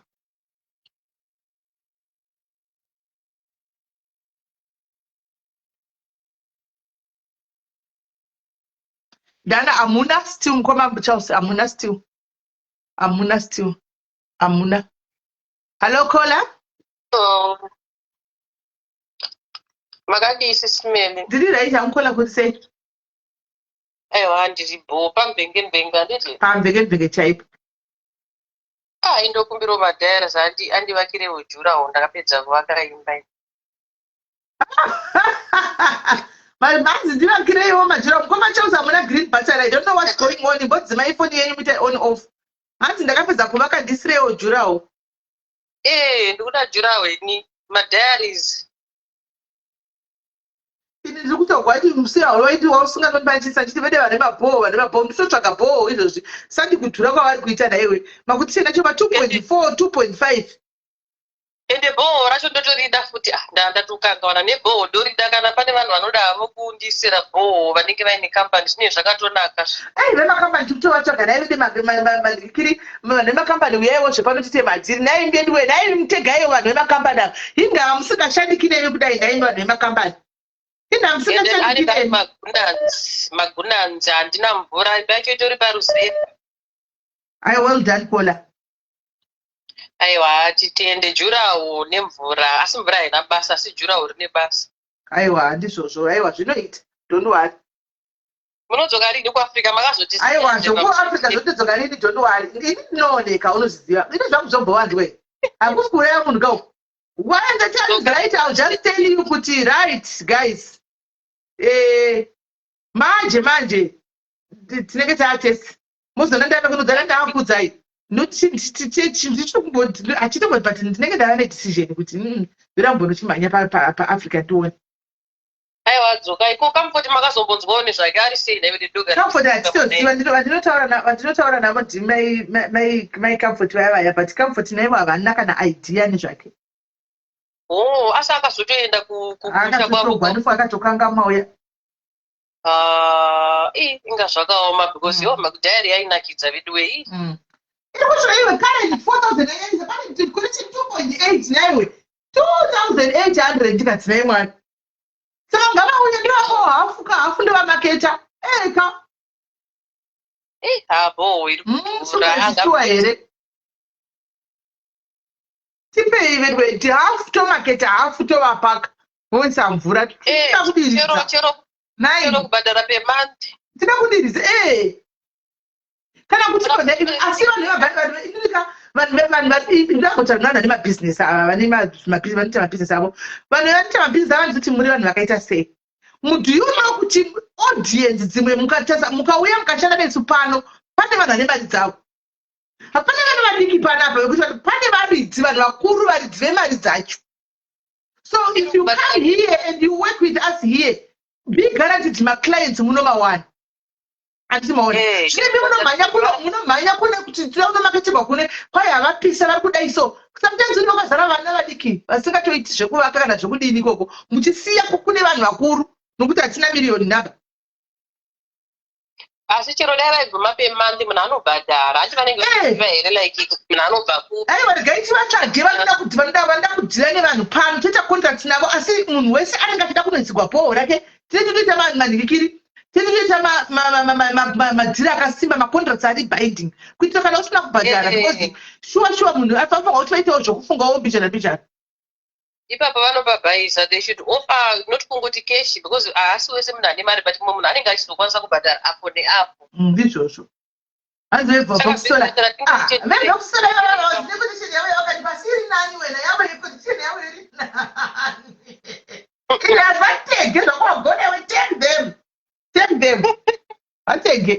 Right, thank you very much kola ngatimbonzwa vangu. Thank you very much. Mumisire jurawo kwai ndisire jurawo nakona. Mumisire jurawo.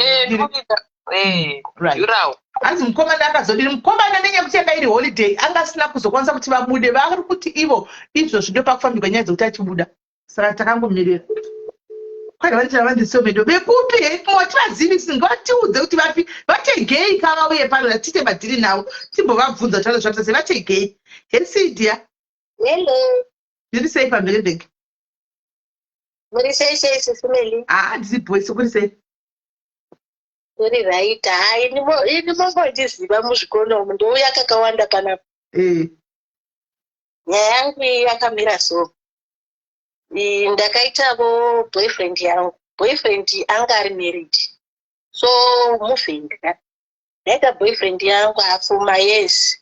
Ndobva ndadisclose nyaya yangu kuti yakamira sei pastatus.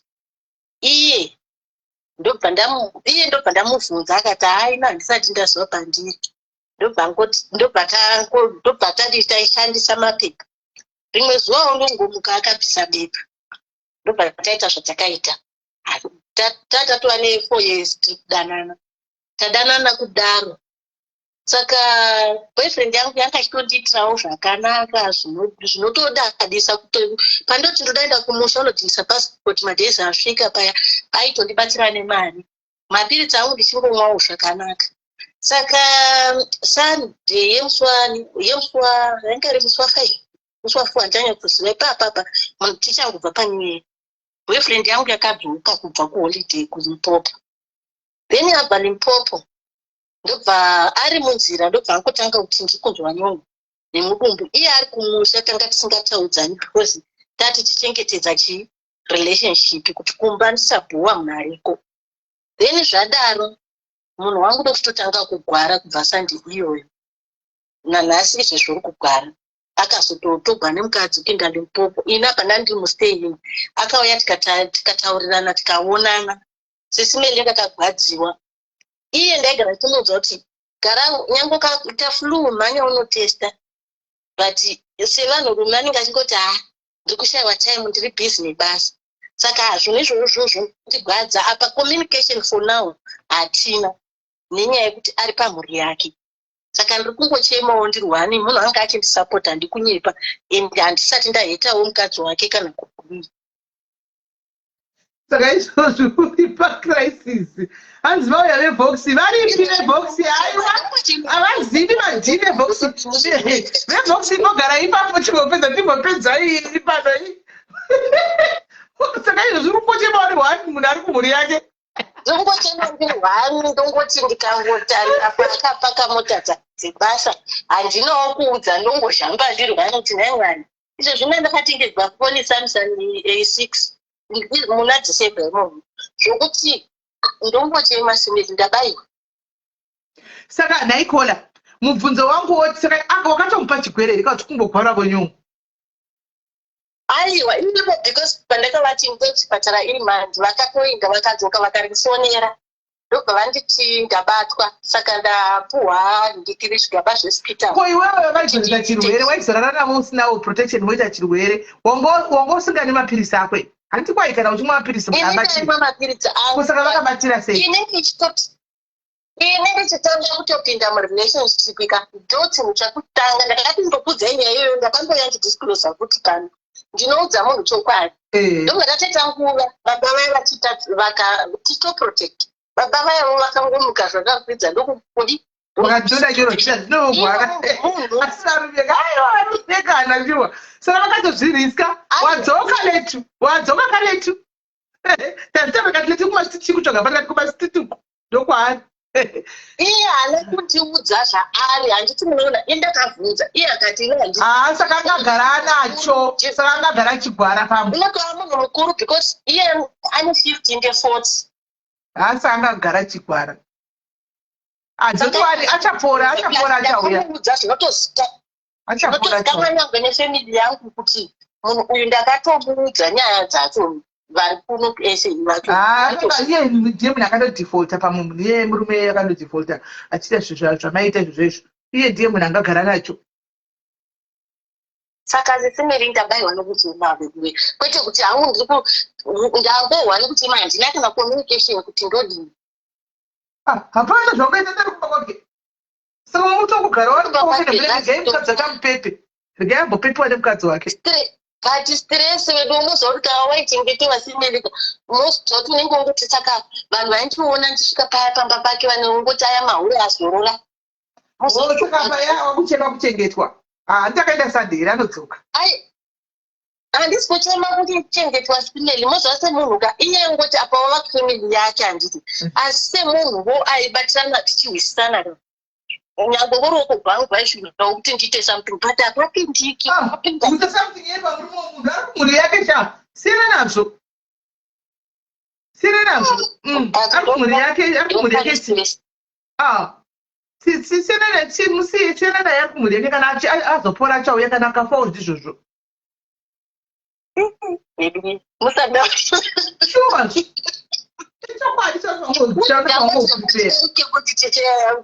kuti vedu mikunondikuhwa chande kuti wadziwa chaiko chaiko azonohara achauya kana apora kanombora achauya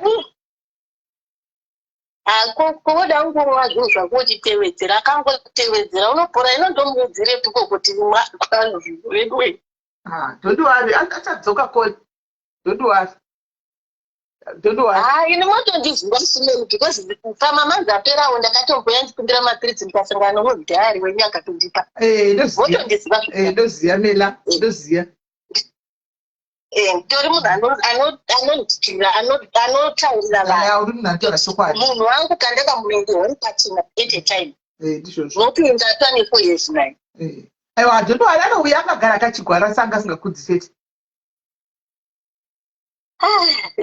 chandirova ndozvava kungoshuva chete izvo vanga washuva kukwenyiwa chete kukwenyiwa ndokwauaone month sisimeli handu one month haisati yatokwana because akaenda musi wa23 December one month haisati yakwana ende kaone stress haumbofuti zvosezvo anditi aiwa ndinoanouya asi zvatinomupai space ane mhuri yake chimbomupai space ukati utaure zvekuwhatsapp unoita sekuti ucharovesa munhu achigara kungosiyaiona zveduaiwasiyai imbosiyai munhu imbosiyai aite zvomhuri yake imbosiyai maita basa regai nditereematereso oright call right pamvenge gaiti saka dzese dzinotouya its called mvenge so panogamuchigwa dzese dzinotouya right vevox vari patachitaura vevox vevox sola something tiri kutaura nyaya yekuti pamwe pacho munotishamisa imimi vanhu vemakompani imimi vevox imimi munotishamisa. Do you know maplatform akafanana needu aya ndo ane varidzi vecash? Do you know that? Ndo pane vanhu vakuru vane mari yese kuti kana akati tikuda kuchakati hamuswere muchitsana muchidii musei muchimhanya kuenda kuti tinoda kunotsvaga vari kupisa ndo toda kunotsvaga vari kupisa iko zvinokwenda kunomaketeko. Do you know kuti vari kupisa kune vana vanongotsvaga data rekuenda pasocial media zvisina mari mukati kungoti data rekungona kugwa kungoona zvavo handi maona pasina chinoitika. What do you want? Are you here to look for business? Kana kuti munoda kungodzi mungozikava kunzi kune vevox asi musingaiti mari yacho. What exactly? Because tinotoona kuti makawanda mumakambani munobhaisa munonanga saka ndira kambani yangu yezororo guys. Kambani yangu yezororo kwakaita masocialite mahombe nemazita mahombe anofunga kuti akura manhamba vakasoudza kunzi pano padavs we are happy naSisimeni. Sisimeni will always be our person. Unohamachi kuti guys because takapinza business kudavs uko kuzororoko nanhasi chete nhasi vakachiti hai Sisimeni gore ratanga makakwidza here mutengo price tiri maretso nyamira sei ndiwo here new contract unowa kuti yes asi vanhu vaifunga kuti tine vana vakaenda vakaudza kunzi no pano we are happy naSisimeni because mai vanopusha ende vachipita ende vanotivigira vanhu vanouya nevanhu tasekuti guys takauya nekambani tapinda kane muvarungu tapinda muodhola kambani inyuwani kuona ivapushira machi takangoenda maketa tunda nhasi ndiye nechitiri chimaketa look at it or ndikakutadzai kugrupu vari happy sei vanhu ava vemuno muuk vari happy sei kuti it's a new company but already maapu mafoni emauk azara apu yeodhola mari dzavo yakakuto zvavanga vasingafungiri ndandisito vati nhasi mufa undiwedzera mari munofanira kundodzera mari apa ndichiri one ka ndichiri one brand ambassador wavo ndichiri one. So sometimes emacompany handibona you have to munofanira kutarisa havatozivi chodisa kuti vanoita mari nesu pano pane madzimai ari kuvaka maprojects ari kuita maprojects mahombe timu zhinji iri kuita unati vanhu vepano vanomhanya kuzvivana kokuti kune uchingodzi noisi but mari dhololo uyai mumboshanda nesu pano isusu pano pane vanhu vakuru mukauya pano tikataka kushanda nemi tinotokuitirai madhiri isu kwatitituda tinoshanda navo kaini kuzororo kutitituda kwatituda kuripo manje animona mukatati toita madhiri nemi we sit down toita proper kuti alright this is a group of people vanoda maservice enyu and let's talk business. We talk business and vanhu varipo tichitoita zvinhu zviri binding right. Tine list yanoda kuisigwa masola nemvura nemagetsi nemvura ava tinavo. Let's ngatondotipoitigwa sei moto imi moto zati makabata muri kuisira kudhaya munhu wese muri kuisira andika mari yenyu muchipiwa business ko amuna stress yokuti chambozosara achitisezo motoziva kuti kune takawanda kapana takawanda pano zvokudaro takawanda chibackup page chedu ichi takawanda pano zvokutoti tine page yedu hombe chado matakambobvisa because of chipande ende page rino iri rine nhare rine mukurumbira takadai so tinokukwidza kumamiriyoni ikoko tinotozikamarekana nemamiriyoni zvese pano tinotozikama kudaka nemamiriyoni pana minisano yakanoona. Saka kana muchiita mamarketing please tarisai ndekuti kune vanhu varidzi vacho vemari pano panozikama kuti panoitwa charity work yese vanopiwa mari ime Vox motonyatsokuuya varidzi chaivo tisineni tapawa zvamataura uyai vanhu ngavauye tipei moita materms enyu ari flexiblewo handika moita macontracts ari binding and zvatinenge tatoaprova kuti uyu mumisirei uyu asati yatsa nokuti tinoziva zvesu pano tinozivana veVox takutoshatanda nemi zvinhu zvakutoendeka munoita mari imbozvitrayai munoita mari yeChina yakasvinei kutoti hamusori kuchisana nevanhu pana diaries izere idiaspora yese Australia, Canada, UK, South Africa zvese vane mari dzichokuzimake koko pano hativazviona. So imboenda kumaofisi kwenyu veVox mumbonofunga isangoti ndikati kambani zvimwe zvibhorani ngatamboshanda imbouya pano timboita plani nemi muone kuti hamuiti happy mumboita plani because mukati kazhinji kachona mukati munhu kukeshi munhu umwe anenge asingazokwanisi kuti ati keshi chese kawani andika mubva mati right iplani package yatiri kuisa kumadhaya makambani asati toshanda nawo pana pakazhinji vanotipa mapackage tiri kuisa mapackage ekuti right 3 months to pay kana 4 months to pay moita moona kuti hamufere nemari mufa nemari kosamtai panomba kuti munozogarira tichirambirana achazotipa keshi kawani mowana kana maclients 3 pamwedzi wese imi mune so many workers to pay and so many bills to cover of which maigona kutosira kana kuti vanhu 70 pamwedzi handimaona. So it's just food for thought veVox hatizivi kuti watiri kutaura naye ndiani anenge ari handizivi I don't know but ifungo dzatiri ngoti mumbofungawo nezvazvo handimaona. Hello Kola. Hello sis Mary Marisai. Muchembonisei tinofanira inini ndakambouya nenyaya yangu panapa. I think muchiri kuiremember pandakati ndakadanana nevamwe baba vemuno. Baba vacho vairwara but handina kumbovaudza kuti neniwo ndakadero. So ndakazovaudza kuti ndaona makabata gaba muchiri kuyeuka nditi.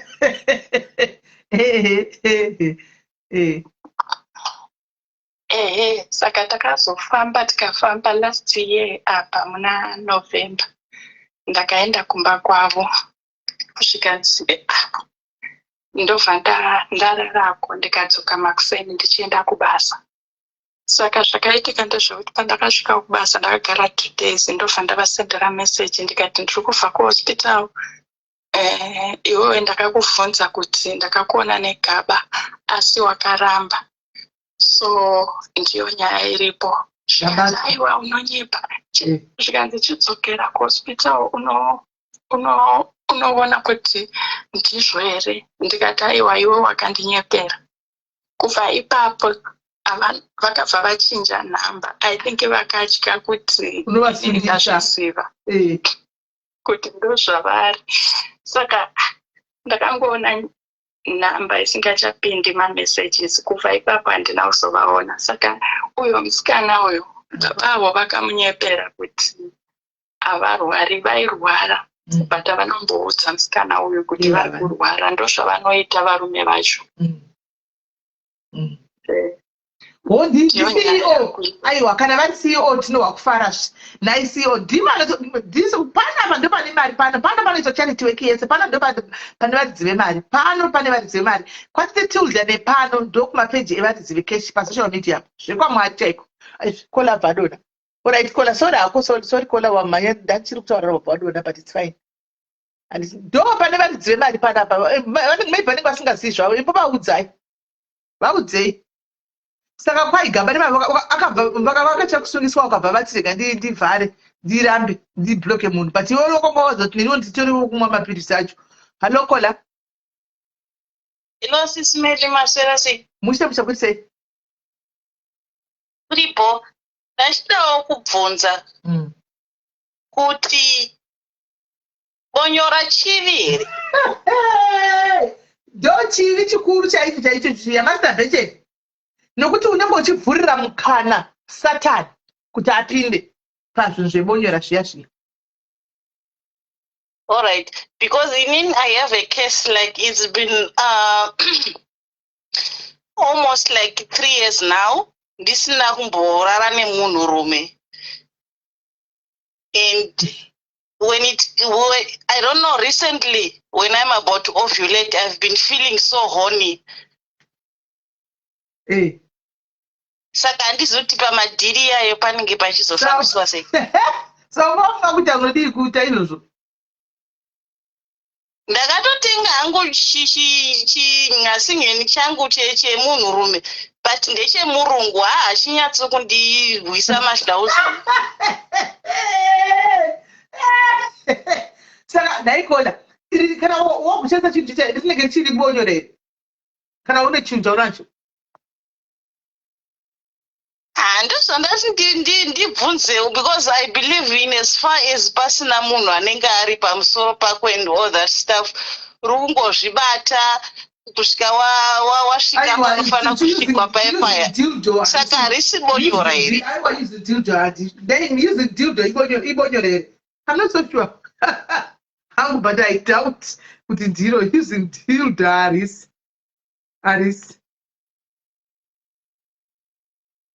because kana Mwari vanoziva kuti ndamboedza kuzvichengetedza 3 years vakomana ndakutopinda mu4 ndiri munhu wenyama ndikashandisa hangu chipolisi changu chandinacho kwaivazotenga chemurungu sei wakakwacha chemunhu mutema amen hapa patemo vanogona kungotiunzira zvinhu zvisizvo vakandiunzira chinhu chomurungu chitetetete unacho tione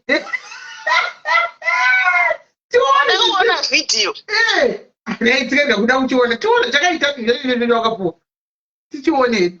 Alright, regai ndikuratidzei. Wakatuma munhu kuti akutengere?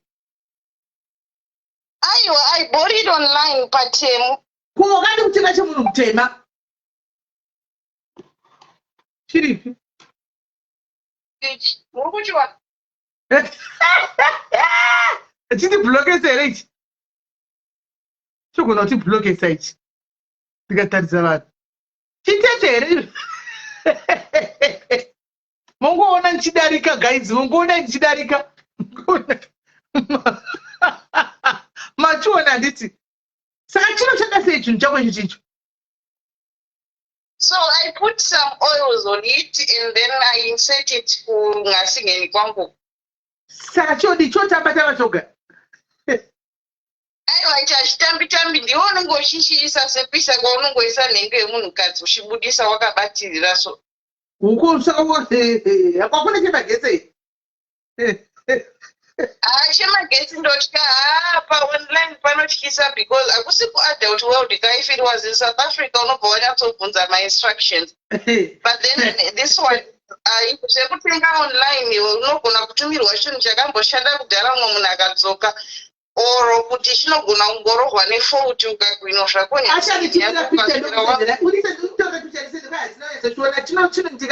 achatitumira ndochivhara kumusoro kondochisenda achatitumira picha ndochivhara kumusoro kondochisenda kuti munenge uchiona zvoiri friday ndikikiri asi achisi kusevha here peposi yacho ndichiri kutya ndosaka ndabvunza kuti kubonyora ichivi here ungatomboshandisa here handisati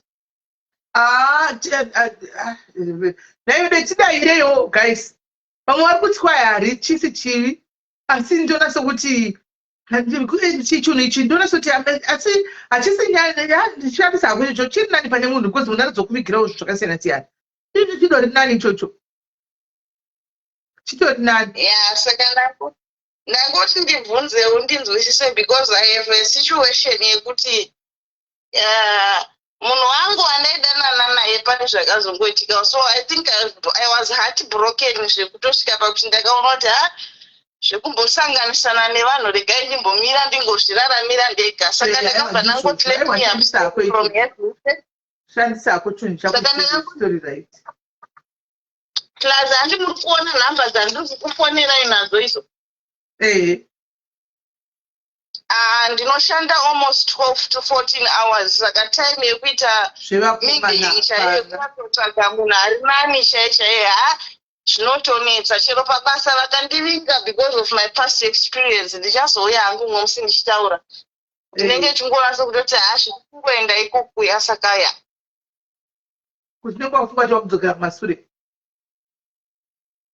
more like that kana kuti munhu through ma-talking stages akangoita sekuti akutriga zvandakambosangana nazvo then indobva ndatongona sokuti because I was married before and then ndine mwana one she's turning 15 this year ndikuendawo ku35 this year saka nenyaya dzoruma-relationships andakazosanganawo nawo ndasiyana nebaba vemwana zvinhu zvacho hazvina kunge zvichifamba zvakanaka ndosaka ndakazongoti regai ndimbomira okay zvopati ameno zvokuti ndingapita chinhu saka 90% vanoita chinhu saka tochitawo ameno ukola kuti how it sounds to you uya kunyora mucomment section kuti 90% yevanhu saka vakamba nesitombawo kuti iwo kwauri zvinosounda sei but handizivi each to their own indonangu soti ameno zviri kwaari kana ati yake ichiri nani ichi pane vanhu because vanhu vanokwigira zvozvigwere zvacho saka icho chiri nani hacho haana hanye chigwere chaanowana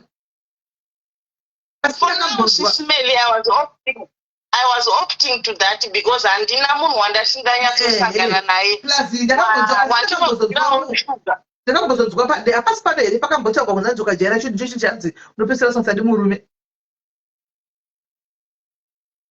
vamwe vanodarawo kuti chiri dangerous because it becomes an addiction and it's very obsessive I understand that but then handinawo munhu wandasangana nawo parizvo yokuti hosha kana ichinge yandibata ndinomhanya ikoko saka ndoita sei aiwa pana ende vanhu vakaoma aiwa tondiwa chirega udonhe upinde mucomment ndikutaridze something alright iri bo alright sharp right saka vanhu vanazvo zvinhu zvavo guys zvakawanda zvanazvo uye abva ndomutumirawo type yezvinhu zvake ani muri kuonawo izvi type yezvinhu zvake izvi zvaanazvo izvi une zvinhu zvake izvi zvaanazvo izvi type yezvinhu zvake zvaanazvo izvi zvaanazvo saka uyu unotori ne3 kwecho chinenge chimbo icho chinenge chine mabhatiri naikola chiicho iwe ichi chidori netsinga memwana hey type netype hazvinhu zvacho hey kucho chinenge ndikikiri icho chinenge inozi chekutaurisa chimicrophone vanozvombodzawo mudzimba umu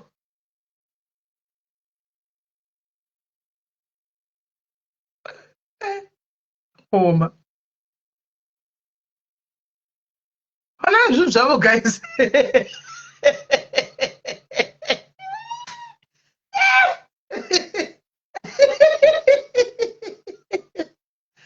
vanhu mwakadzi anyway. And vakadzi venyu property dzenyu bedu. Kwaivibrate. Okay. Hey.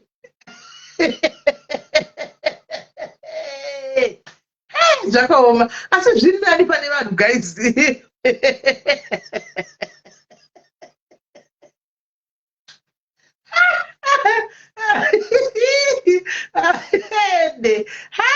Zvakaoma. Kuchikarambira mukati nicho. Asi vanaibika. Zvakaoma. Saka pane cheblack chimwe chihombe. Cheblack chakazara pasi kacho.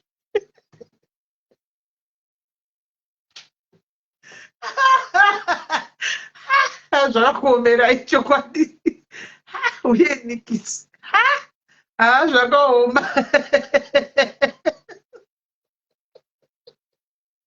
Vakafa vana chavakaona shuwa. Hai, zvakaoma. Zvichavhunikira mukati naibi. Nikisi. Unaitiwe guys. Ana chomborese makanotenga we. Munazve. Zvakaoma. Zvakaoma vedwe. Aiwa. Fonai guys. Chakachakanapira mukati unobviswa kuhospital kuchakanamira mukati. Unosvikaudza kuti ndandichitei. Ndachanamira ndichidii. Zvakaoma. Kwaipone chinoita neradhechimeshini. Munozviwanepi zvinhu izvi daini guys? Munozviwanepi zvinhu izvi? Zvinhu izvi munozviwanepi guys? Asi daini guys, kana varume venyu vakoya mune zvinhu izvi, vanoti kudii? Vanoti wakufara wasi mamotonesa saka uri kundikombeya nechinhu ichi. Kwaitone zve naimari zanochidii ndozviwanepi zvavo. Ine kunoambira handitosikwa zvinotengesa kwai ndochidii? Ndochidii chinhu ichi? Ndochidii? Ine murume ndochidii? Ndine murume aripo papa. Ndochidii chiwa chinhu icho? Murume wangu achiripiti ndochidii chinhu icho? Kana asi kuti vasina havo zviri nani kutenga chinhu icho. Anoona zviri nani kutenga chinhu icho nokuti hachinawo zvigwere. Anoona hachina zvigwere. Ende ichi chinhu chiri nani hacho pane mabhatani anzii mabhatani macucumber aya. Pane macucumber guys aya anochambore macarrots. Carrot nokuoma kwarakaita cucumber riya nokuoma kwarakaita. Kana wozvikuvadza kai izvo zvitori nani maybe because is designed for that. Anoona zvakadesigned kwaizvozvo. Cucumber neuyu guys nebhatandati hazvitomboiti anyway. Hazviiti. Ichi hachiti chicho chinhu wacho tozongobvumirana ndechekuti at least hapana zvokuti zvigwere. Hauzovhunduki zvekuti ACK, HIV hauzovhunduki. Anomaona. But vanhu vanotenga izvi mune zviviti. Ukatengesaenda kutofamba mushopu chati ndokumbirawo icho. Vanosara chimbotarisa idu ndokumbirawo mutengeserawo chinhu icho. Hands okay for what? Aiwa zviri right kwa vari single zvechokwadi. Zviri right. Zviri right. Zvakaoma zvepano. Fonai guys kana varipo. Ndasingandipedza shuwa. Ndasingazvifungi. Kwai ndine changu nai veduwe. Uyone chake zvino chakadai ichi. Zvinowa zvizoyatsa kuita kunge icho chichi. Ichi guys. Icho. Muri kuchiona icho. Icho chizoyatsa kuita kunge icho icho. Chiko icho. Machiona icho chepepuli icho. Machiona icho. Chepepuli icho mukuchiona. Ndechemumwewo. Ichi ndechemumwewo icho. Icho. Ichi chine shepu yakaita sechinhu ziwere ichi. Chachiiti ichi. Mukuchiona here ichi. Guys. Machiona here icho. Ndechemumwewo icho. Asi hamene chinongori nenikiri. Chinongori neimwe shepu yakangodai so haminoti shepu rudzi yachinacho. Okay. All right. Alright. Kwacho tangu uri kudyiwa. Alright. Necho chichi.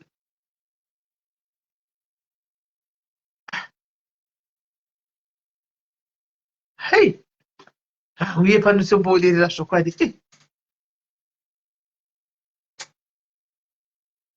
Hai, zvakaoma. Ichi chakaremba ichi. Uye dikisi. Alright. Okay, uya nezvakasiyana-siyana zve3 hanzi ndakangozviitira kuti the moment pandakaziva status yangu ndakaitira kuti ndakangotya kuti ndinozogona kupawo vamwe, saka ndakangoti rega ndingotenga zviri 3 zvezera size yakasiyana-siyana, saka anenge achisina. Saka ati ichi akati ichi mangwana oti ichi mangwana oti ichi, so I think zvichinda zvakadaro kakaipa. Right. Saka munazvo chifana itiwe guys, tiwe dzimwe nyaya fana itiwe zvepano kana vedwe aiwa fanaka kutiwe kumujoro kwaichipe kuchosveta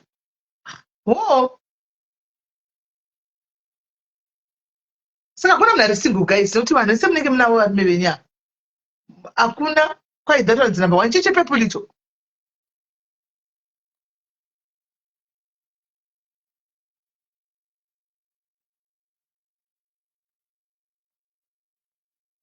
People are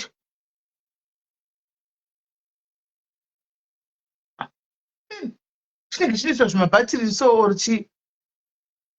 Amen. Vaifana guys, kana pasina guys ndide zvangu zvepanobodo fonaika guys tiwe zvokudla vasala dzivanhu nazvo zviya zvokubikirwa kosulo kana tikasilatenga uchiona ka kuterera ngwana rino mufiriji ongwezwa kosulo handibati handidli. Okay, chipepo oraiti zvinochiza kudhonzi bhinzi yacho kawedza kukure ukafamba warembera bhinzi nokuti chinenge chinosveta ka chinenge chine bhatiri. Vane turudzo dzavo mudzimbawo, vanone zvinhu zvavo. I think ndo zvinhu zvavanofanirwa kuti vapiwe vanhu vaningirire, vanhu vatenge izvi vanoda kuzvara, vanoda pane kuti muzvare sei chitenga izvi, tenga izvozvi izvi. Halo Paula. Hello Simbele, muri sei? Mushe kuri sei? Iri right, nemakorokota egoreto. Aiwa tedu tese. Ndangoda hangu kutaura kuti inini ndangoshewo nyaya yangu. Ndiri kushanda chimadhumbe South Africa. Pandakatanga kuuya 2014. Pese pandinounganidza mari ndipo pandarwara. Pandienda unganidzawo mari kuti mari yangu yacho kumadholari. Ndatanga kusitarisa 2022. Ndakaunganidza mari yangu mushe pandatanga kurwara. Pandatanga kurapwa mwoyo. Ndakurapwa kudaro ndopandakabva ndaonekwa kunzi magallstones. Ndaonekwa kunzi nemagallstones, saka zvanga zvakunyanya kundirwadza. Tichingotenderawo ndoziva muswakati mari yese bvandaenda nayo kuZimbabwe pandanopetuka kuZimbabwe. Handabviswa gallbladder. Pandatecha right pandadzoka pandakontinya kushanda. Last year ndaunganidza mari yangu zvakanaka. Ndatanga futi kurwara. Ndatanga kurwara ndo mazuva atanga dhudhura ndichifamba ndichienda kuchipatara. Ndikatoenda pana Helen Joseph nechimwe chiri apa chinorapa madzimai icho. Ndaenda ikoko ndobva ndasvika chibereko chako chakazvimba chine mafibroids uyezve nemacyst. Ndo pandakanda kungokontinya ndichienda mari yangu ndakasungira ndichoti ndaitowo something kumusha. Kuva ndasvika panguva yekuti ndo mazuva akatanga kumirwa pagedhi nevedhudhura. Apa ndanda kubhedha zvisingaite zvekuti ndaiti kana ndatanga kubhedha ndinogara pabhaketi ndichita kudonhedza maklothes aya. Ndikati zano ndiripi pandadzokera futi kuZimbabwe. Pandanopedza mari yese kuZimbabwe pandaoparetwa. Asi ndiri kuZimbabwe ikoko chinhu chavakazodiscover chibereko changu chakazvimba. wati neage yamao ndiri mane iri 45 plus mukutambudzika mberi because ndakangoita mwana 1 ndina kuzoita futi mwana. Saka zvakudai mimi sarudzo yenyu because munogona kuchitorega kupfisai chibereko chacho chakasvimba tobvisa zviri mumafibroids emacyst ticharamba chirodza muchazodzoka ende tinozopedzisira yakenza. Saka ndakangozosacrifice ndikati nondibvisa yenyu kuti ndirarame because ndikada kuti ndizodzoka pamwe mari yacho handizoiwana. Saka ndakazooparetwa ndaoparetwa kudai ndasingatarisire kuti matubes angu ese anga akazara mvura. Ndakabva ndabviswa matubes ese bva ndasiyiwa maovaral chete nechibereko. Mandadzoka kuno South Africa. Asi chinhu chakazonyanyondirwadza ndoshandira ndofunga ndane 11 years ndichimushandira. Ndaiti pese pandarwara ndikamuti ndikwerekesewo mari munhu uyo anga asinganditrust kuti pamwe audzoke. Saka apa ndapandakaenda manja nekutsamwa because aitondiona ndichirwara but airamba kundikweretesa mari. Saka ndakangoshingirira ndega ndichisevha mari yangu kusvika yakwana. Ndova ndati handingasarudze basa upenyu hwangu uchienda musango chirege ndingoita hangu mari yangu muchishandisa mari yangu zviperi. Saka ndakumushanda tooparetwa zvakafanana ndakusimba achibvunza mameseji ndinodzoka ari nchichi because akanga azviona kuti maendero andakaita airatidza kuti pamwe handidzoke nenyaya yekuti aindine mamari. Saka ndaisevha ndega. Saka ini ndakasada kudzoka ndikati kana ndichadzokera. Pane pandakatombouya ndichitokumbira rubatsiro ndichida kukumbira rubatsiro kumadhayariso. Saka ini ndiri munhu anonyara ndikati zvandokwanisa kushandira zvandasevha mari rega ndingosiyana nazvo zvokukumbira rega ndiite sei zvangu ngoita kereo nenyaya yangu kana zvazoomawo kuZimbabwe ndozokubikira. Saka ndakadzoka hangu kuno kubasa asi mwoyo wangu usingadi. Ndakadzoka ndakaitwa operation in August. After ndofunga aita zvekugugula zviya zviya because aiziva kuti ndaitwa ndino tinonzi aipochi what.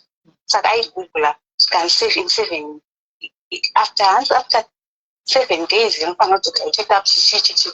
Saka akanga akundidzoka kubasa but ndansisada ndangoti rega ndidzokere. Ndadzoka kuno kubasa kuno ndakadzoka September, October, November, December, right. Saka moyo wangu nanhasi basa ndansisada asi vanhu ndovaingondishingisa kuti dai wanga wamboshingirira chichi but nekutaura manje kwamamuchiita because handine fear kuti ndikaenda kuZimbabwe ndichanorarama sei ndichazodini. Nekutaura kwamamuchiita apa inini ndazviudza ndega kuti I think end of this month ndiri kumupa resignation letter. Ndichada ndakuresigna ndichada basa. At least ndonotsvaga zvekuita because ndakaona kunge ari kundoona ndiri munhu desperate 11 years ndichimushandira but haana trust neni. Asi ndikakudza kuti anondisiya panapa achienda kuna naDurban kupi for 4 months anondisiya pana anongodzoka zvinhu zvake zviri on point but ine handitrust murungu chaiye munhu muchena. Saka anoda kungoshandirwa kunditarisira utano hwangu hadi. Anoda kungokoshesa basa rake kuti ini ndarwara ndazodini hadi. Saka ndinongofunga kuti ndakamboenda tofunga imwe pfungwa yekuti December ndakamboenda tofunga ndikati ndongovhara ndomusiya ndongoenda. Ati mwana wamai wangu ndiakazoti kana iwe wafunga kusiya chingomubudira pachena chokwadi kuti inini basa ndichakwanisa kushanda nenyama dzangu so ndisinzowani maoperation 2 andita sei anotoziva because pandakatodzoka pacho paoperation yangu yanga isati yatokuratidza kuti yaoma azvona. Saka ndaitoshanda hangu basa asi zvaitoratidza kuti munhu asati anyasoita sei aita zvakanaka.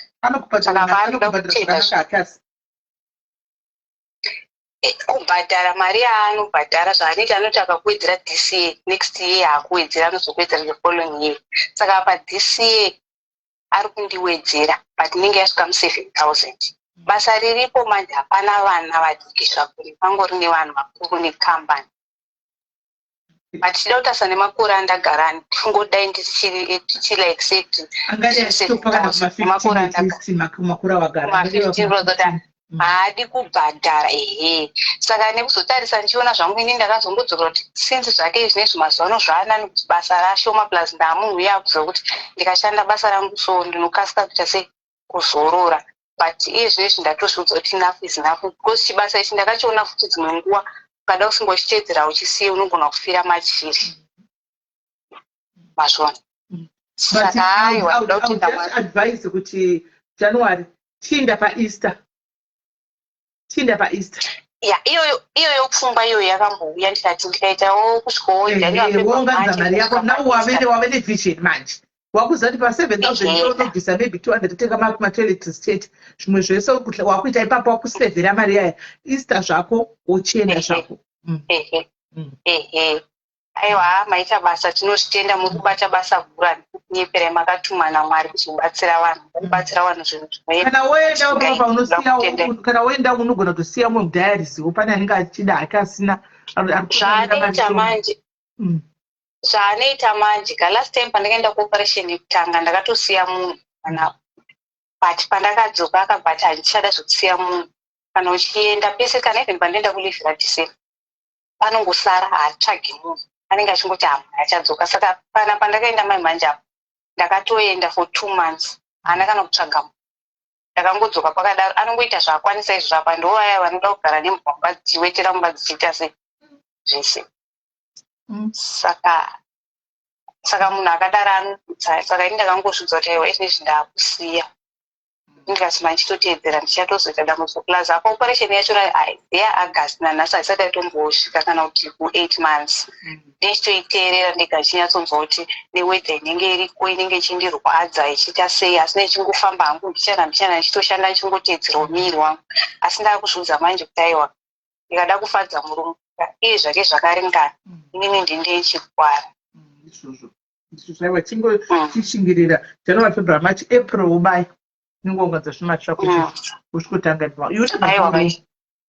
start to google zvipo pa wifi google what you can do tasata tungasvika uchite research tauda kuti chichena ndosvikodi ndikanodai ndodai ndinowana zvekutangira. Aiwa ndizvo. Aiwa maita basa. Thank you very much. Right. Vari kuda kuti maexit plan arigaronge exit plan yakarove pasi afunga kuenda kwanzi tipay 2 months saka vasi kubhadhara kuSouth Africa uko apa nemadhorera ndakaona kuti zvinhu zvachinja kudaro zvinhu zvakudhura kudaro kuSouth Africa uko guys. Pane rumwe ari kufana guys kana tinde yangu tozotamba edu chatamba edu mangwana pane umwe here guys saka ndakuinda guys. I will talk to you tomorrow. Chatamba zvedu hanzi I need your help kutsvagawo munhu anonzi Becky Miles Svanda but now goes by the name Miles Mahlangu. If not mistaken, I have a son with him. We lost contact when my son was 3 months old. That was in 2009. Got to pick a picture mami.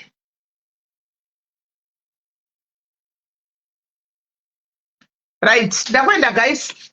Tobatala ntika the guy tigonzwa kune veVox Solar kana vauya kuseri uku totaura navo togara navo pasi totaura navo kana tataura navo kana vakauya tonzwa proposal yavo todzoka back kwamuri macustomers vakawandisa varitoda maservices aya hobho then munhu wese 2026 akaita mvura pamba pake. Munhu wese magetsi, munhu wese mvura. Munhu wese magetsi, munhu wese mvura. Ati ndizvo guys. So guys, good night guys. Tobatana zvakare. Tanzi musaenda iwa Tanya pinda live iwewe ndakuinda. Pinda live. Tobatana guys. Thanks for the stars. Bye bye.